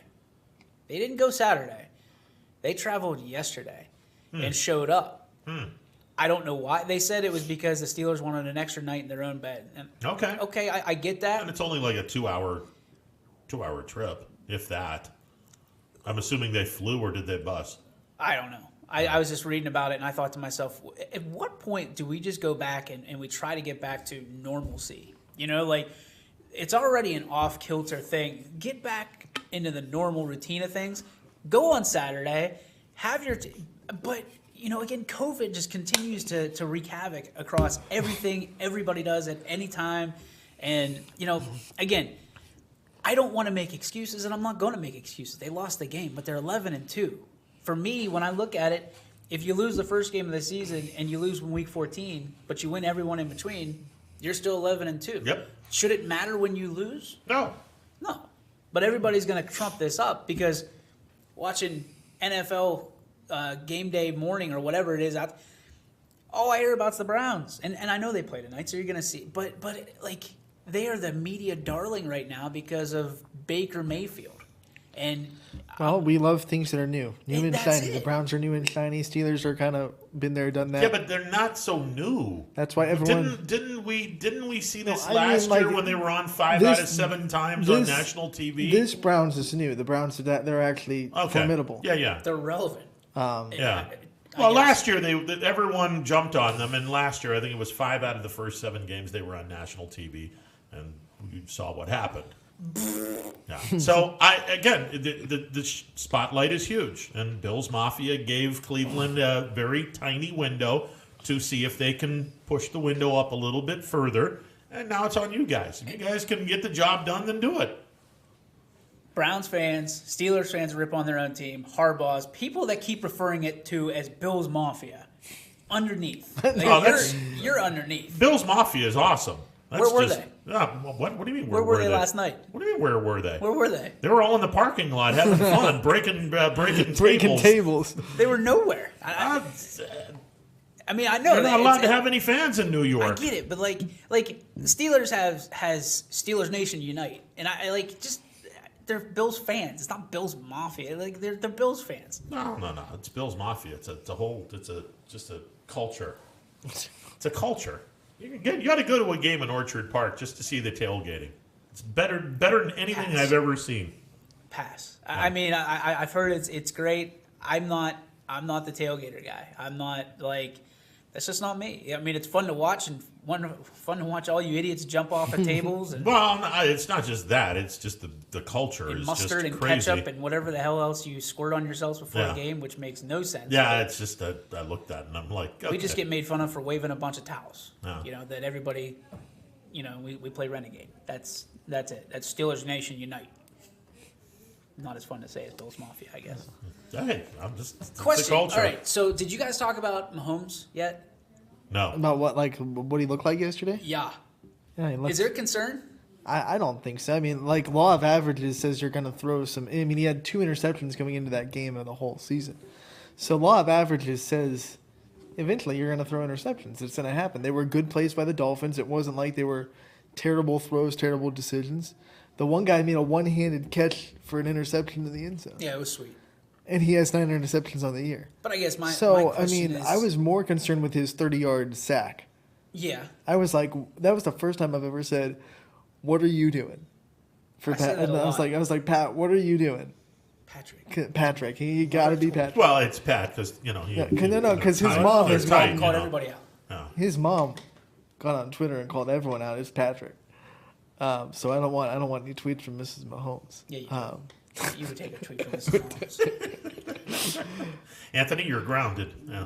Okay, Mrs. Mahomes. I thought, in watching the game yesterday, I thought that in my head, I'm thinking, okay, Mahomes throws 3 picks. There's going to be nothing said about it. Because, number one, they won. When they won, and he made the play at the end of the game.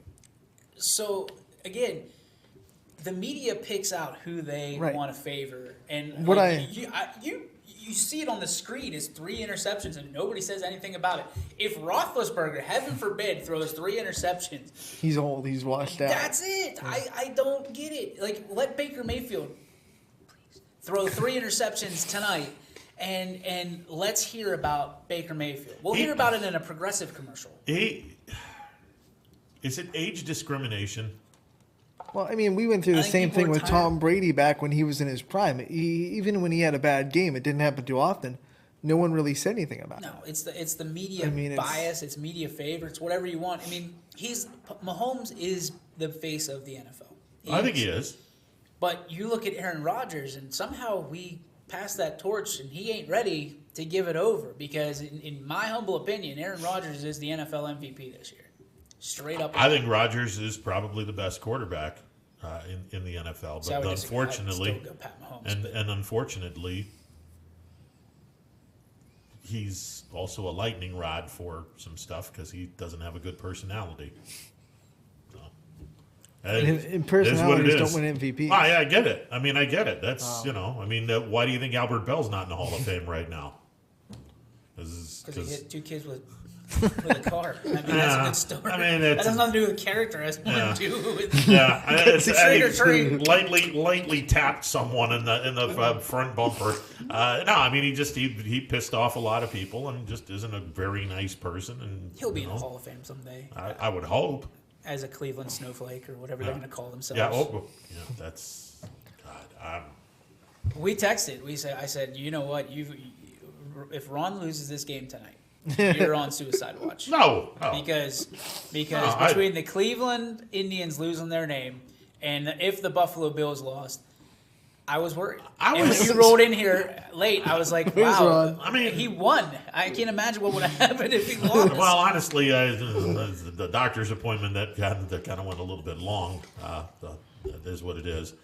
No, I mean, I thought win or lose. All right, if Buffalo shows up and plays a really good game, I'm good with it. If they lose and Pittsburgh wins, okay, then we have work to do.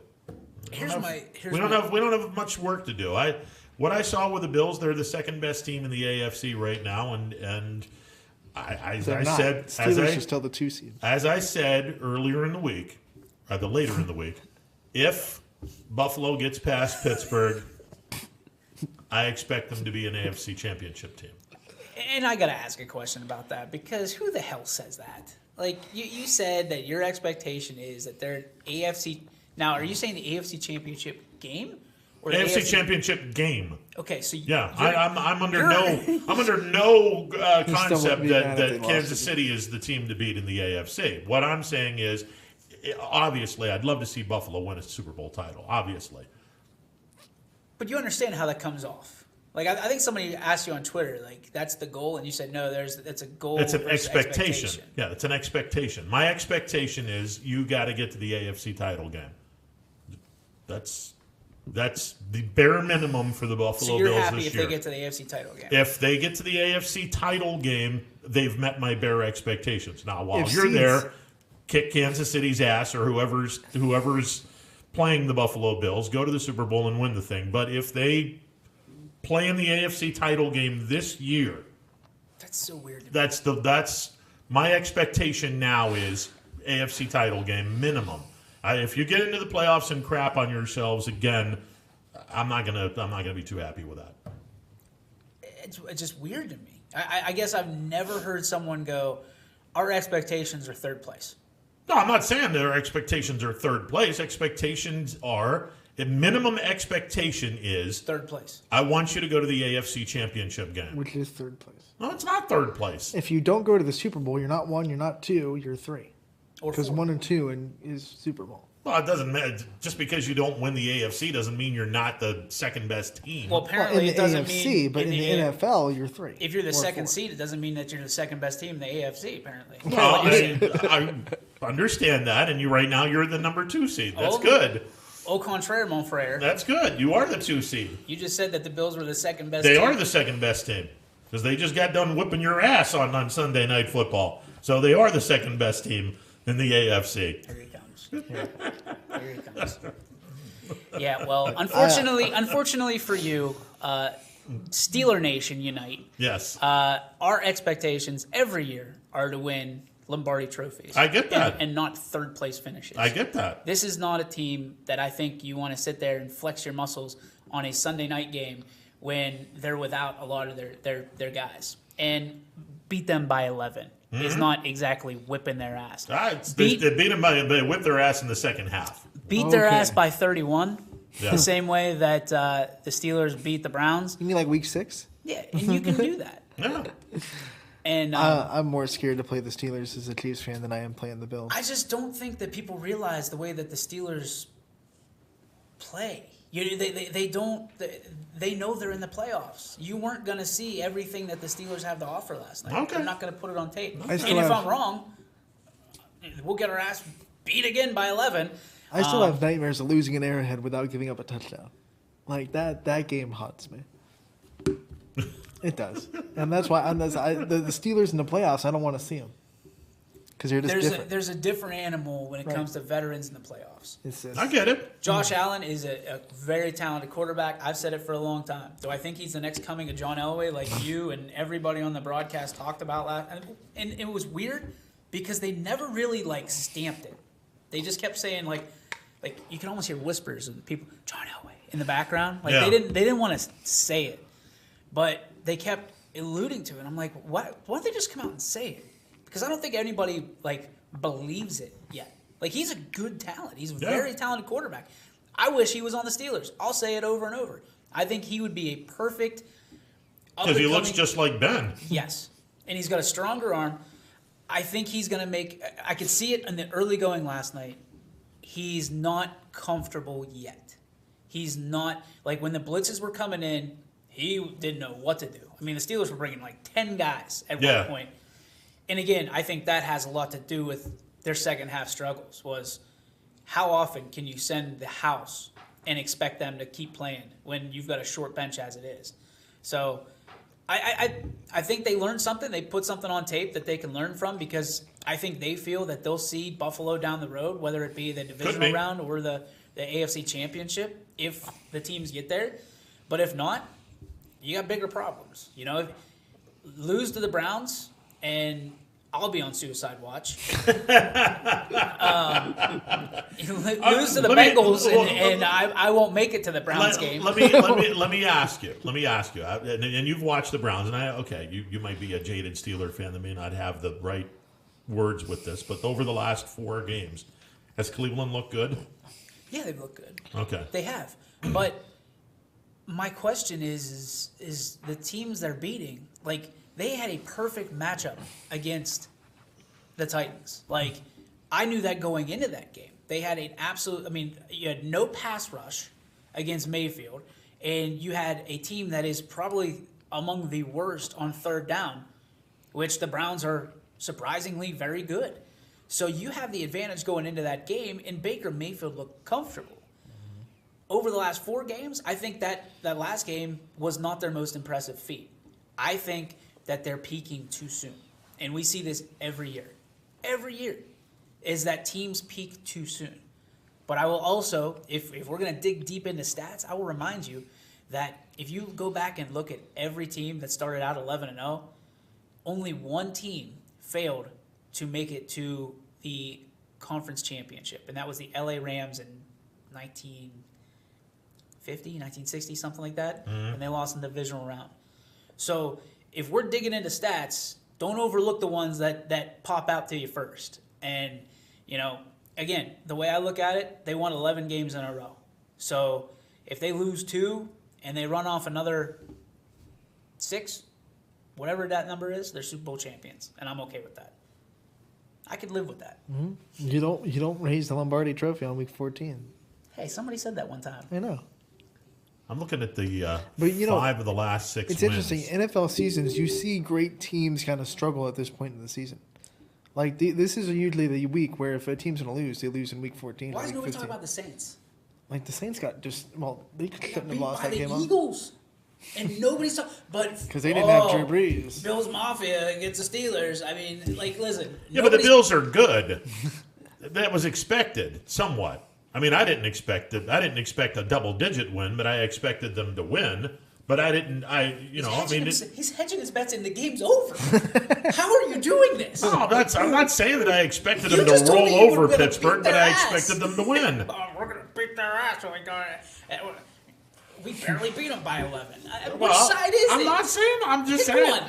There wasn't a barely beating. They beat them. They beat them by double digits. I said I didn't expect them to win like this. I expected them to win. I will also but I say didn't this. expect them to win by 11. I will also say this, Ron Potesta, because I was monitoring your Twitter account, and when the Steelers started to come back, that Twitter account went real quiet, and you didn't pop up until they closed it out at the end. He's better. Hey, listen, when you guys were only down by 8 points, I was like, okay. Yeah, we're not going to say anything right now. We're just going to let this game let this game play out a little bit before because we. you were real chirpy at the beginning, and you were going against Buffalo. First half, they did not look good in the first half. It was, and I told, I think it was Tony and I were talking during the game, and I said 23 passes and 7 runs. That's not Bills football. This has to be closer to like 17-13, 16-14. This isn't Bills With football. who? Like The I pass was run. not The pass impressed run with is your not. running backs last night. Yeah, it's a Singletary and Moss were pedestrian at best. They weren't that great. And they haven't been. Neither one of them have been anything special this year. Like the Steelers, the Bills could use a pretty nice running back. Kid from Buffalo would look really good. The kid from the University of Buffalo was his last name. The kid that Patterson. scored 8 touchdowns? Yeah. Why? Patterson would look good. Dude. Hey, he's a MAC. He's a MAC player. Didn't I hear someone say the MAC is a really good school and a really good conference? No, and that he they're... said it fits with Pittsburgh. It fits with the AFC North. Okay, well, You're not in the AFC North. Well, I mean, And I don't think that anybody's picking Buffalo guys. Like, Buffalo. Yeah, like no, Ron. I mean, hey, one of the best linebackers came from the University of Buffalo. Dude from Chicago. Urlacher? No. I thought, oh man, he came from Oakland. Yeah, he came from Oakland. Khalil Mack. Khalil Mack. He's a University of Buffalo guy. Okay. The Bills caught hell when they didn't pick him in the first round. I was like, Sorry, the Bears are so irrelevant. I went right to Brian Urlacher. Yeah. I just don't. I mean, that's a fan vote right there. Is the 8 touchdowns against Kent State University, which God bless them. That's a statistic right there. That's what they call him. But I'll take him if he's available in the 3rd round. I'll take him. You go right ahead. I'll take him and I'll be happy. I don't think you will be. Okay. If you think Singletary and Moss were pedestrian, this guy's like a I don't know. What's worse than yeah. I don't know. I don't even know. It ain't gonna be good. Okay. I mean, listen. I'll say this. It was Kent State, and you can take your evaluation off of that. You know, if he did that against Texas A&M or Florida or even Ohio one State, of the better teams in the MAC, like Ball State or something, like the teams that are in the championship. Yeah. Well, he gets an opportunity. I think they are playing Ball State in the championship game. Good luck there. Pretty sure. Please end up with the Pretty Bills. sure they are. We'll so. take every other running back. Yeah, pretty sure they are. We'll see what happens there. Before we let you go, you've seen a lot of basketball in the local scene. What kind of things have you seen this season from our basketball teams that are playing? They want to play. Right. You know, and that's the toughest part of all of this. Salem getting axed, and I think Canfield's girls getting axed as well for the next 2 weeks or so or thereabouts until the Christmas break. They want to play. They want to get out there, and the frustrating part is you know, as we always talk about, playing by different rules. You know, Trumbull County's axed, so everybody's going to put Trumbull County on the back burner. Naturally, the last month of the season. I see a lot of issues with that because Trumbull County is going to be playing every night. I mean, if you're a school in Trumbull County, you're going to be literally playing every night. There's a month left in the season when we come back, and your boys and girls are going to be girls on Monday, boys on Tuesday, girls on Wednesday, boys on Friday. You know, and it's Saturday games. You know, I talked with Jeff on the way to our game on Saturday. When's the last year that you saw so many 7 o'clock Saturday games? And we're going to be seeing a lot of that. Yeah, and you know, we talk about the Steelers and their rest. I mean, it's at some point it's going to start affecting these kids too. You know, they're happy to be playing, but playing 4 games in a week is going to be a test, and that's 4 times that they're exposed to possibilities for COVID. You know, there's not enough time, and I'm really interested to see how this all shakes out. You know, I know the first vaccines were delivered earlier this morning, and in Ohio, and Governor DeWine was there, and they did a whole Twitter thing on it. I'm interested to see how it kind of pans out. From, is it going to be mandatory? Is it going to be volunteer? Are schools going to make it? Are workplaces going to make it mandatory? I think it's going to be more like that. There are going to be things that you're going to have to be mandatory to do, but it's not mandatory to have. It's just mandatory. If you play basketball, if you want to do something, you have to do sports, it. You know what I mean? You have to take the shot. And I think there's a lot of questions out there still about vaccines in general. You know, we're calling it a safe vaccine, and I'm for it. Like, I still haven't decided whether I'm going to get it myself, but if it impacts whether I can do my job or not, guess what? I've got to do it. This is my livelihood. But there's a lot of questions out there, and one of the people that brought it up, it was actually my wife, and she goes, DJ, can you imagine 10 years down the road when we see all these commercials about 2 a.m. about if you were impacted by this baby powder, you have ovarian cancer. Somebody brought that up. So let me ask you, like, if that's the case here, there's going to be a giant, of epic proportions, mistrust with our, not that there isn't already, with our government. There already is. So when you think about this, 10 years from now, if the side effects, if it affects your immune system or if it develops, most of these vaccines, and I'm not trying to spit anything against it, but most vaccines are years in the making till it's released.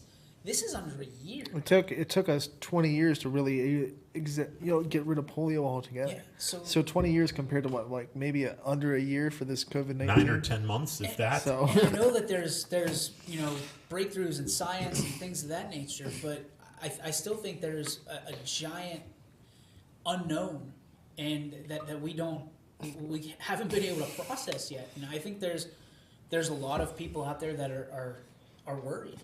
Because is getting life back to normal for a year or 2 years worth giving up the rest of your life, possibly for something just to get back to normal so you don't have to wear a mask?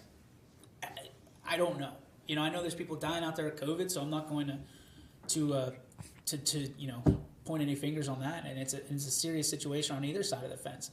But man, like, to celebrate it like we're celebrating it right now. Are we all going to have egg on our face in 10 years and say, oh my, is it worth going to that basketball game? Is it worth, like, to me it is. But at the end of the day, like, am I willing to give up my life for a vaccine to just go watch basketball and announce basketball? Probably not. You asked me 2 years ago and I'd probably tell you something different. But, when you get kids and you have a business and you have people that you're accountable for, like you guys, no, it's not. You just got. I think all of us have to be a little bit more patient.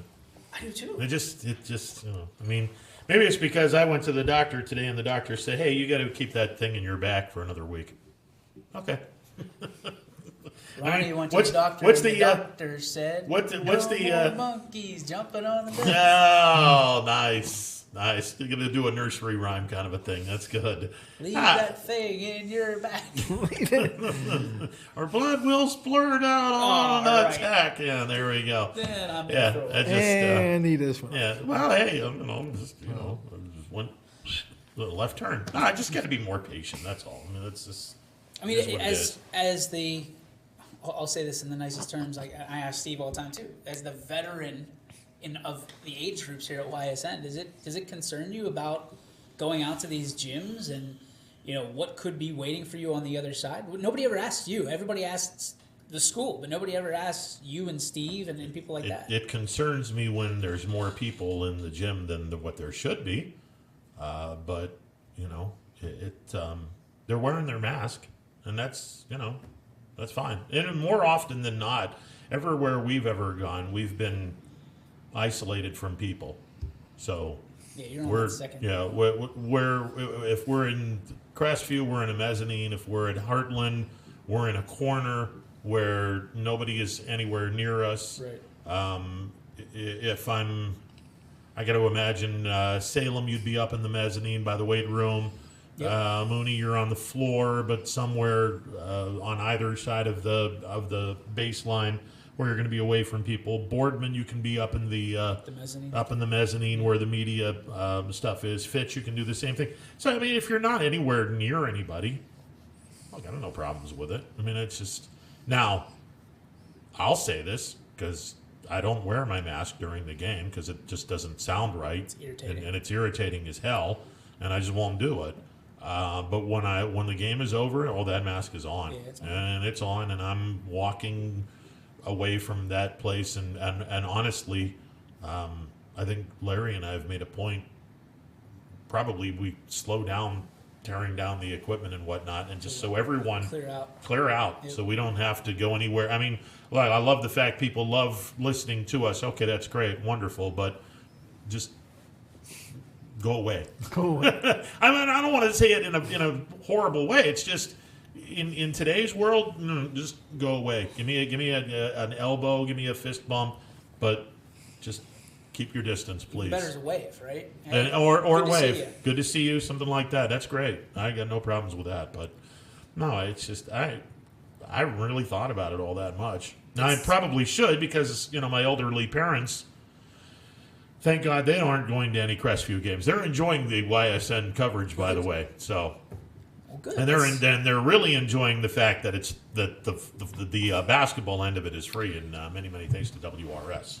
Yes. For doing that. Yeah, very much. You had some kudos the other night. I know Troy Burdine shouted you out and said that you had great call, and I know one of my good friends, Carter Hill, thought you did excellent with the Crestview game the other night too. So that's a fun team. That's a fun team. They got to do a couple of things. They're hurting right now, but they'll get better. That's a fun season. We got swimming tonight, 5:00, and then we've got a plethora of games. I think there's something like 7 or 8 games tonight. So good stuff. I mean, we had 2 get canceled. I think Palestine was one of them. And, I think January the 11th is when they're back. Supposedly, yeah, okay. That's the plan. So it's going to be interesting. I mean, there's a lot of people that are frustrated right now. On all different sides of it, and other administrators are frustrated as well because they don't want to hold their kids out from anything. And no, of course not. They're the only EOAC team not playing right now. But you ever get that feeling in the pit of your stomach that you haven't seen the last of no, this we haven't even seen the worst of it yet. I got a crazy feeling. I mean, like I said, we had Salem and Canfield, I believe, are toast. For the next 2 weeks or so, 10 days to 2 weeks. And which affects everyone that were going to play in the next 2 weeks. They either got to shut down or try to find opponents. Yeah, so I feel like it's still gonna get a little darker before the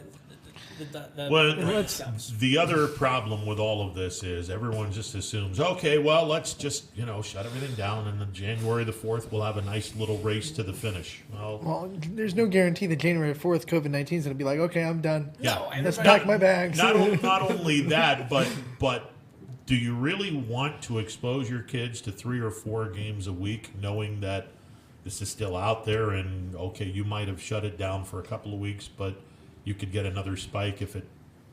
You know what I mean? You have to make executive decisions. Yeah. So for instance, we have our show that we're going to do called Open Look. That's very similar to the Audible Call with Mike and Nick and the whole crew. It was supposed to start on Friday, and there was some concerns about COVID, not interior, like none of us, but exterior. And we had to make a tough call, and we had to say, hey, we're not going to do it. If people are uncomfortable, if people even think like they were exposed, not going to happen. I'm not going to risk any of our guys or girls to that, because as a leader, as someone who cares for his people, I'm in the same position that these superintendents are in. Yeah. You have to err on the side of caution. Yep. Is it going to piss people off that they can't dribble a basketball around and do what they love to do? Yes. But I got to be honest with you, fast forward 20 years, those kids would much rather dribble a basketball with their kid or their nieces and nephews than they'll ever want to do on their own. And that's more important. So big picture is always going to be big picture, and you have to trust people that have leadership ability to make those calls for you. And are they always going to be easy to digest? Absolutely not. But you have to trust in their vision that they want to see you succeed in more than just playing sports, because we talk about it all the time. It's student athlete, right? You want to see them do well in the classroom and on the floor and on the whatever it may be, whatever their surface may be. But 2% of those kids go on and play D1. Yeah, and then 2% of that 2%. So like, what's the bigger picture? Like, while you have that 2% in mind as a student athlete, somebody's got to have your 98. And these superintendents, these administrators, continue to have the other 98% of your life in your best interest in mind. And at some point, I know Time magazine came out and everybody's debating over, the president-elect and all that. These administrators in schools, these healthcare workers, these people in positions to keep people alive and well. Yeah, they should have been named. They should have been the people of the year. Absolutely. And in and I think in everybody's view, they are. You look at the Time doesn't always get it right. I mean, there have been a lot of people of the year that turn out to not. And it wasn't. And this, for everyone wondering, this isn't the first time a president-elect was named Time Person of the Year. 4 years earlier, they named Donald Trump, President-elect Donald Trump, as the Person of the Year. I just think they blew it this year because this is unlike 2016. There wasn't really a pandemic or there wasn't anything of significance going on. This is significant. This is ridiculous. My question is always going to be, and not to swing it political, but why would you? That's like you being named the employee of the month on your first day at the company. Yeah, exactly. The hell sense does that make? It doesn't. It makes no sense. If that's the greatest accomplishment that we have from a president, we're screwed. Exactly. Like, give it to them after they're done. Exactly. As hey, thank you so much for what you. But by then, we're so jaded by whoever's in office that we forget about him. It's the next person. You gave a Heisman Trophy to someone who's never played a college football game. To a running back from Buffalo. They just replaced someone you really didn't.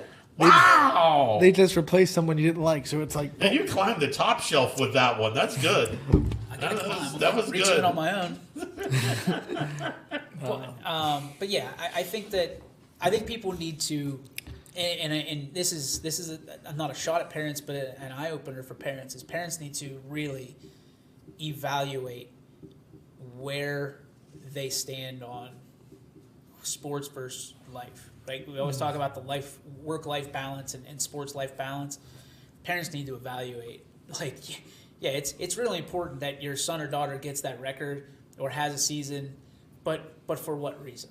It's for me, it's more about so they can learn more about life, but just them living and them continuing on and being safe. That to me, that's always going to be more. And listen, I've said this maybe because I'm old. But if this is the worst thing that you're going through in your life as a kid, you're gonna have a pretty good life. That no sports? Yeah, you're gonna have a pretty good life if this is the worst thing that you've got right now. Come on. Did you watch any of the?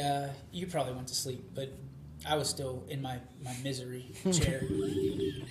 So I went through the 21 News at 11, and then they had Inside Edition, and they had 3 or 4 scientists. We're on an island that was east or west, whatever way that is. I'm not good with geography.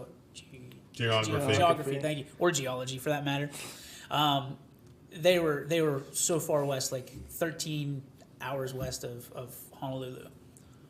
They went over there in February, and they just came back. And the first thing they saw at the Honolulu airport was like nobody there. They watched a sports.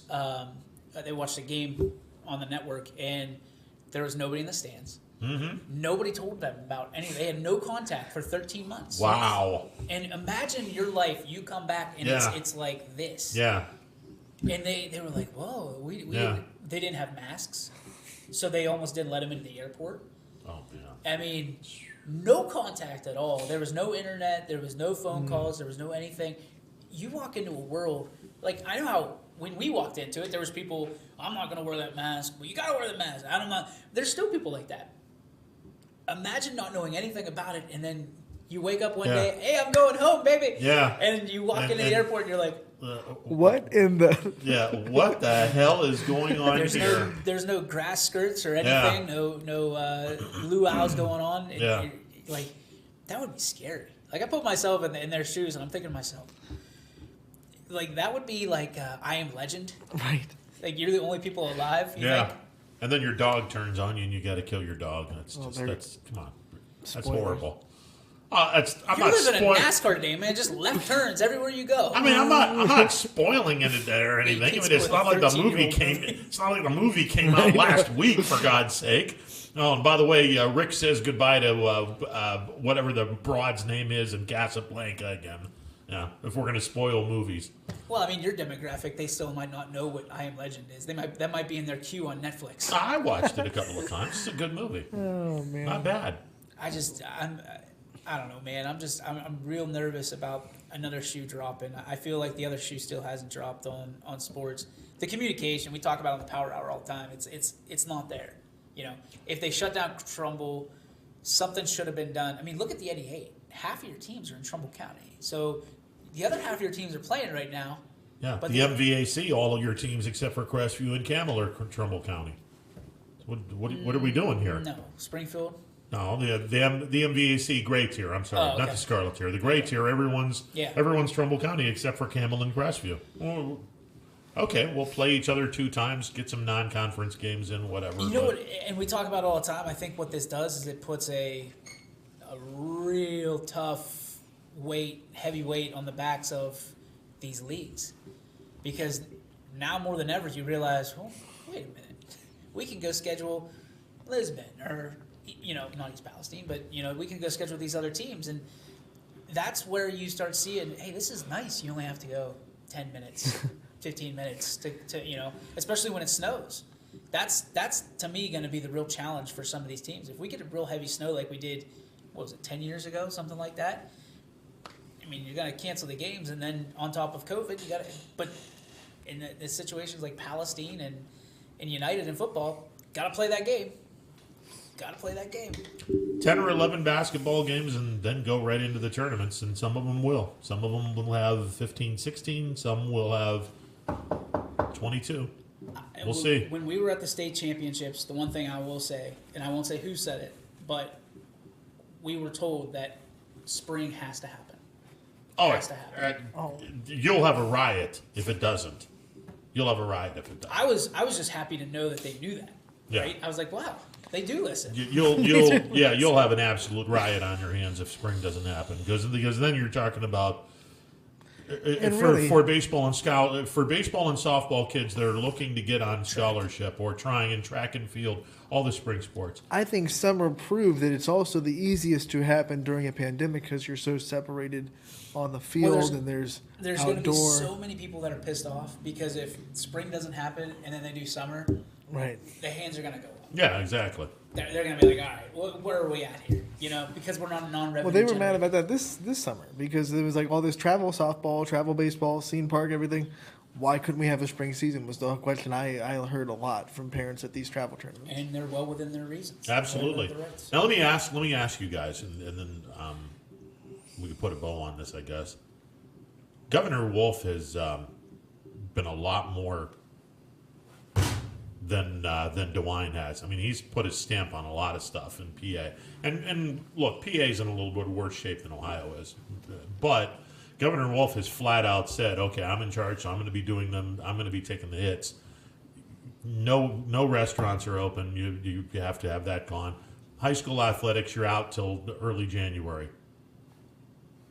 Why didn't DeWine just flat out do that? And we've talked with Dana, and Dana said some superintendents are like, he should have done that. Other superintendents are like, no, we can fend for our own. I don't know. I kind of like what Wolf did. I just, make a decision and stick with it. I don't like the restaurants thing. That particular aspect of it. I don't like that at all. I think when you get into somebody's business, you better be able to help them out financially. Yeah. And I don't think that, quite frankly, I don't think he cares. If DeWine were to do it, he's worried about getting elected. He's reelected, I should say. He's worried about that. He's not going to come out and make any because he already did. He already shut us down once. You know what I mean? And he's taking heat for that, and he's just getting back into the good graces of people. He started out, his approval ratings were huge, right? Everybody loved that guy. Now everybody hates him because it's so wishy-washy. It's back to low communication. It takes me back to the frustrations I have with what he has done. And I like him. I think that he is a leader. He's doing the best he can. But he's not the leader we need at this time. He was better off when he started in just, this is what we're doing. Everybody's going to abide by it. And this is, tough nuts. When you wait till 2 o'clock to do a press conference, to let out information, doesn't leave a whole lot of time, especially for athletics, to make changes. And I know people who wait for his press conferences to see what color their county's in so they can play basketball that night. And you look at the Waterloo situation where the girls were getting ready to go on the floor. They had their team meal, which they bring their own meal, all that stuff, in the locker room, getting ready to go out on the floor to warm up for their game, which was a 5:30 game. And at 2:45, Governor DeWine released the county colors. And they already agreed as a school district that when it went to purple, they're done. And nobody knew because they're down in the locker room. They're not watching DeWine. And the athletic director had to come out and tell them, we're done. That could have been done at 9 o'clock in the morning. Yep. To ease the burden on coaches, to ease the burden on the players, to ease the burden on the parents. What we don't talk about a lot as society right now is the mental health aspect of those three phases: the coaches, the players, and the parents. There's going to be people that need heavy counseling after this, because there was a young man in the New England area that committed suicide because he didn't have his sports anymore and he didn't have school. Felt like he had nothing to live for, and that's tragic. Some of these, you learn so much about yourself, socialization, what kind of leader you are, what kind of person you are, how to be a better person. You learn more than just numbers, arithmetic, and how to spell in school. You learn how to be a human being. And the more we remote our kids and our student athletes, we can't be surprised at the results down the road. That nobody wants to talk to anybody. That's we always heard from my generation. Everybody wants to text everybody. Oh, trust me. Just wait. Just wait. It's only going to get worse because now nobody's going to understand face to face, and nobody's going to want to meet face to face for dinner. They're going to sit there with their own dinners on a Zoom meeting and talk about it. Like it's no more business meetings on a table. They're going to be, hey, let's have a business meeting virtual. I can just sit at home. It's not. It's convenient, but we have traded, I think, camaraderie for convenience, and I don't think that's ever a good chemistry project. It's I was told this years ago, 30 some odd years ago. I was told this by my father. And he just thought what you verbatim said it 30 years ago, and he was right. The old man, 100% right then, 100% right now. It's gotten even worse now. Kids now today that look in their cell phone and da-da-da-da-da-da-da-da, and you're not having a conversation with anyone. You're just doing this shit. TikTok. Yeah, and I'm just like, what are you doing? Well, perfect example. Last night, I got mad at Juju Smith-Schuster because he's out there dancing and stuff before the game on the Buffalo Bills logo. Yeah. And I'm thinking to myself, what are you doing? Like, are you an entertainer? I realize that these guys have more facets than just playing football, but why? Yeah, I don't understand why you had to go to the 50-yard line and do it. The same way that T.O. years ago. It's just, what are you doing? Bad juju. Yeah, there you go. That's don't think for a second the Bills didn't see that, even though guys were doing their stuff. They knew what was going on. Oh yeah, they didn't even blink at they're just like, okay, we're taking mental notes and we're just gonna practice our special teams, but we're going to take mental notes, and someone's going to be saying something in that locker room. Juju's a bad man. Yeah. He's a bad man. He's a bad man. He put his shoulder down last night. I was like, oh, yeah. Okay. He's good. I've been a fan of his for a while. He's a good player. Saw enough of that with USC and Notre Dame. Speaking of Notre Dame, Clark Lee is now the new head football coach at Vanderbilt. We talked about this a couple of days ago. He has his family lives in Nashville. He will leave Notre Dame after the season is over to be the head football coach at Vanderbilt. And then you wonder, what's he going to do with that program? Who knows? Well, she's a senior. I was going to say he's got a kicker. Yeah.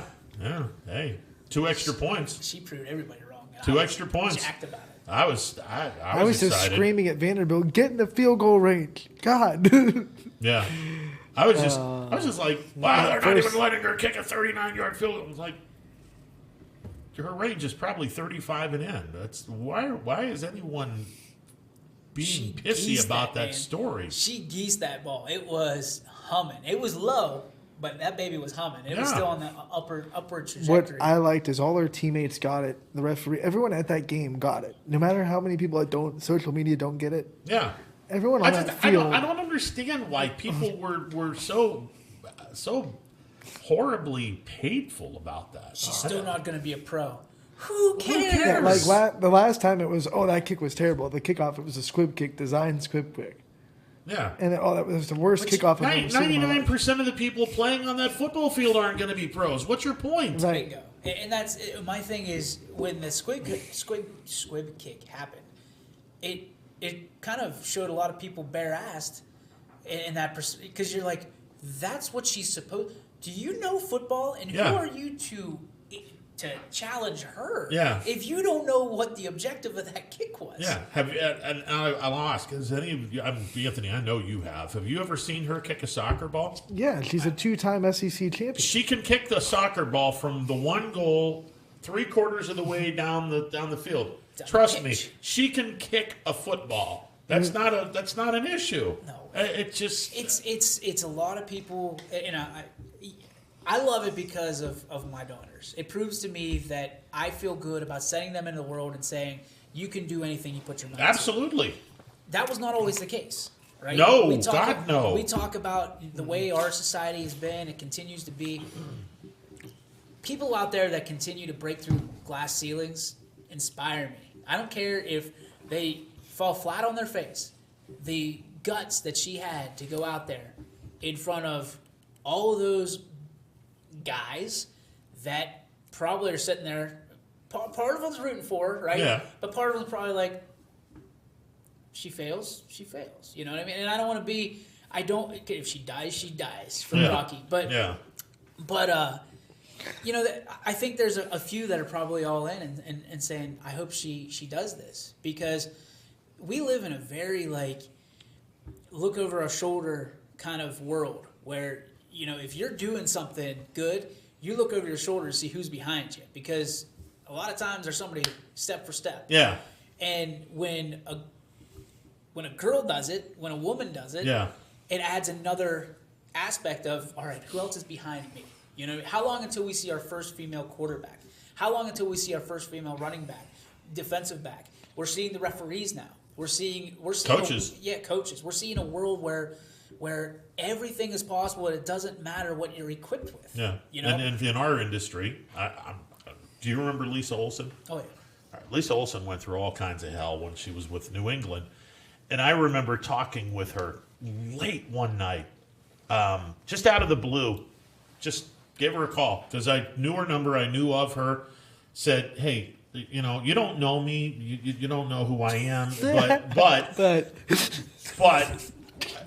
you're not alone in this. There's a lot of people that just want you to succeed. You're just don't pay any attention to the idiots.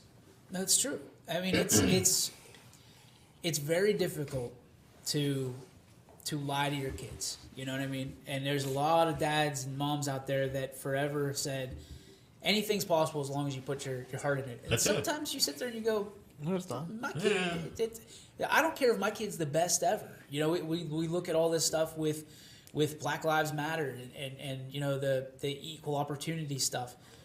There's a world that I didn't have to live in necessarily, that people were held back because of the color of their skin. Yep. Now they're being held back because of what they're equipped with when they're born. And now that I saw a LinkedIn commercial last night during the game, ageism and stuff like that.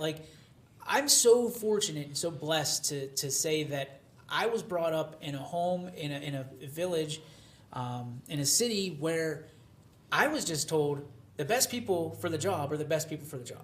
Doesn't matter if they have 3 arms, doesn't matter if their eyes are brown, blue, whatever. If they're the best person for the position, that's why they should be on your team. And I feel like we're moving in that direction, which is a heartwarming Disney story, but it's also good for us because I think competition will always raise the level of the people that are supposed to be at the top, and people that don't have expectations for third place, people that want Lombardis at the end of the day. I want a Lombardi. I'm just saying that they're not good. They're not ready for that yet. I had to I'm not saying that they're not ready for that yet. Just one little. Hey, you at some beat me point, last night, all right? But you kicked my ass by 11 points. At some point, they'll get one. This organization will get one with Josh Allen as their quarterback. Oh boy! I firmly believe that. Now, how much money you want? Now having said that, Kelly went 4 straight years, and God, it's hard to win a Super Bowl. Wide left. There's a wide right. Wide right. Wide right. Wide right. Did you ever see the Norwood jersey? Yeah. With his name. Yeah. On the And it goes. Yeah. That was pretty cool. You want to put some money on the Josh Allen?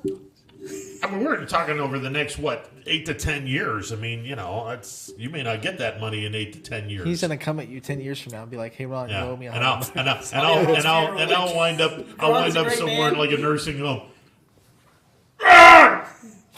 It's hard to hear it. What do you want? You remember me? You're not that old, Ron. You're not that old. Before I leave, Tampa Bay. Yeah, I saw that. Yeah. I gotta sell more Pitzels. Yeah, you better get those Pitzels moving. Yeah, I gotta sell more Pitzels. That's all there is to it. Is it Pitzels or is it? It's Pizzelles. Pizzelle. Okay, yeah, you gotta say it with it. Yeah, because there's no T in Pitzels. Right. It's Pizzelles. Pizzelle. Yeah. So. Pizzeles. I gotta buy more. Pizza. Pizza. Pizza. There's no T in pizza. Yeah. Well, but we don't say Pizza. It's not the city of Pisa.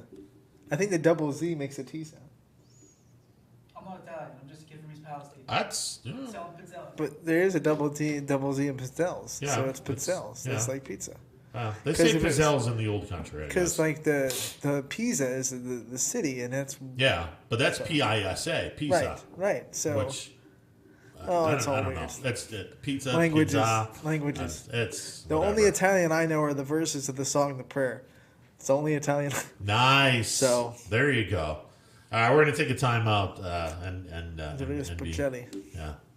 All right. My man. All right. My man. Andrea Bocelli. He's good. He's good. He's good. All right, 330-886-0813. We're back in a bit. Stick around. Hi, this is Tommy Clem, owner of WRS Insurance Solutions, reminding you that it is open enrollment for Medicare.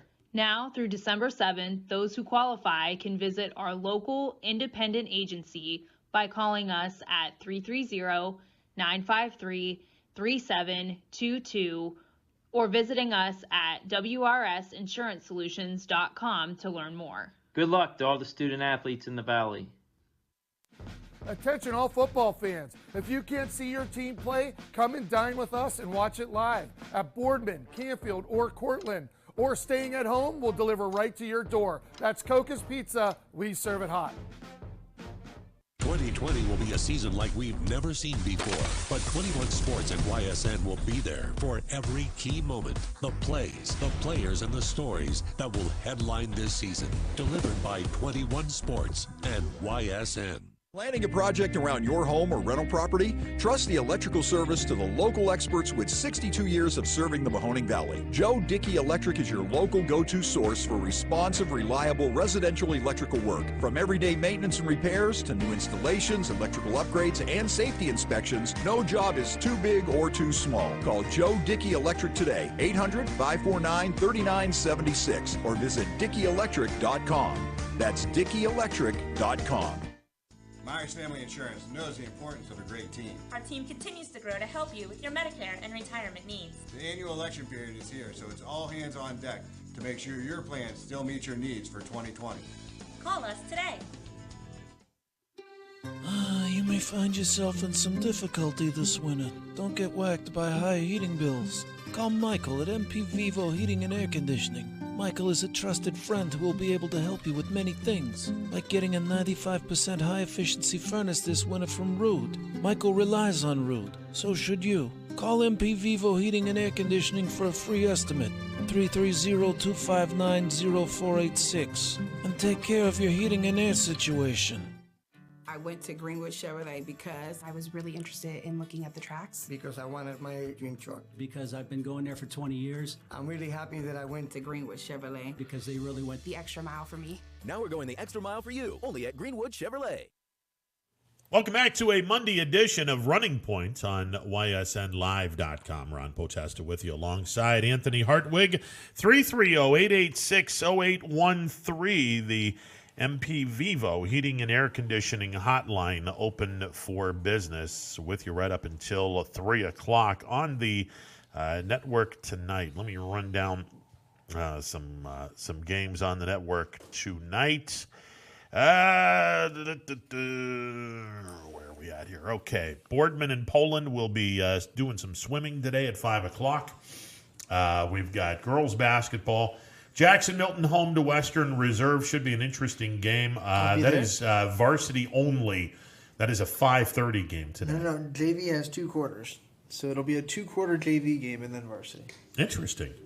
So when does the JV start? 5:30 like normal. So it'll just be an earlier varsity than normal. Usually varsity starts at like 7. It'll probably start at like 6:15-ish. Okay. Springfield is home to Sebring in girls basketball, 6:45 start time. Southern is home to Leetonia. That is going to play because Southern said we're back. Derek Gerson will be there for us, so we got that one covered. Yep. Struthers is home to Boardman. United is home to Crestview, and Beaver Local is home to Edison. The Beaver Local Edison game is supposed to start 7:15. And again, all of these games are at the mercy of the JV game. If the JV game goes long, and we saw this on Friday, a lot of fouls called, a lot of fouls called. The JV game got a little slow, and that means the varsity game is going to be a little late. So it's give or take a few minutes on either direction, depending on how fast. Your partner Larry is making a trip to United for yes. For the Crestview game. Yes. That'll be a fun one. Yes, Crestview and United should be a... I've had a couple of United games, and let me tell you that they have a lot of young talent, and talent is really fun to watch. And they might not be where they want to be yet, but you can definitely see in the next year or two, United might be a really fun team to watch. They're already a fun team to watch, but you know what I'm saying. They might be on the upswing of someone that's really back to their dominant ways, because for a while, the girls' program at United was the cream of the crop in the area. When Roger Ziegler was there and when Sam Mathias was there, they won 5 straight league titles, won a couple of district championships. So they were rolling, with the punches, and they look like they might be getting back to that kind of point. Yeah, it'll be fun, and it's a good test for the girls from Crestview. It'll be a very nice test, and we will go from there. Again, we broke didn't break, but told the story that the Indians are going to be keeping their name and uniforms in 2021, and they will be making a change. The name will not be Tribe or Cleveland Baseball Team. The Indians will be keeping their name and their uniforms in 2021. 2022, they will make their new name known. The team nickname it might come an announcement as early as this week, but 2021, the Indians will be keeping their name and uniforms before making the change. I wonder, though, if they'll wear a lot more of their jerseys that say Cleveland and only wear the ones that say Indians very sparingly. And that'll be interesting to see. Because usually they mix it up. They have the whites with the script Indians in red. They wear a lot. They the blue with the script Indians. Yeah. They wear a lot. They might go with we're still there. It's still going to wear them every now and then. But for the most part, it's going to be the ones that say Cleveland. Could be. They skirted away from Chief Wahoo pretty quickly doing and that. I wonder if that big Indians thing is down yet. Because that's a big sign out. Oh, the Indian scripted? Yeah. Yeah, that's not going to go down until after 2021, right. I would imagine now, because they're going to keep the name through 2021, so no reason to put it down now. But I'll be curious to see what they do in 2022. Now, conspiracy theorists are out there in full force. You know the people. They wear the the tinfoil on their heads and have no life. Hey, well, tinfoil feels really good on your scalp. It does. It does. Yes, it does. 2023, the Indians' lease is up with Progressive Field. And there's people that are trying to put the connections saying, well, yeah, this is just a sign of the Indians and the city of Cleveland losing their baseball team. I wouldn't put the two together right now. But it might not be called Progressive Field much longer. You know, if they get someone else that wants to buy the rights for that stadium, it might be something else. Well, Flo might just decide she doesn't want anything to do with Cleveland. Might be like KeyBank Stadium or something. Yeah, there's not exactly a lot of Fortune 500 companies in Cleveland. No, I'm just trying to think of the ones I see when I go to KeyBank's pretty close, right? Yeah, KeyBank is close. Call it the Jake again. That would be nice. I think Dick Jacobs. Well, he's now passed away. A lot of people still just call it the Jake. Yeah, absolutely. Yeah, absolutely. All right, we'll take a final timeout and be back to wrap it up. Stick around, more to come. Baird Brothers remains your source for fine hardwood products. For the time being, we're open for customer pickup only on weekdays, 9 a.m. to 4 p.m., and Saturday from 9 a.m. till noon. Place your order online at BairdBrothers.com. Baird Brothers, for the place you love. Quality, customer service, and integrity. Those are the 4 words that have driven our success since 1957 at Joe Dickey Electric. Joe Dickey Electric is one Mahoning Valley landmark business that stays current with the requirements of our customers. Family owned and managed, we are an electrical contractor and energy solutions provider. Every member of our team adds to his or her skill set through ongoing training. Residential, commercial, industrial, automotive, and more. We keep ahead of the needs of our customers with a fleet of more than 50 vehicles and 24/7 emergency service, so you're never left in the dark. The 4M Company, being an architect and construction manager for over 40 years, has had the opportunity to use many different electrical businesses for our projects. The depth, quality, and knowledge and attention to detail displayed by Dickey Electric makes them stand out above all the rest. For state-of-the-art expertise and a timeless commitment to our customers, contact Joe Dickey Electric. We are everything electrical.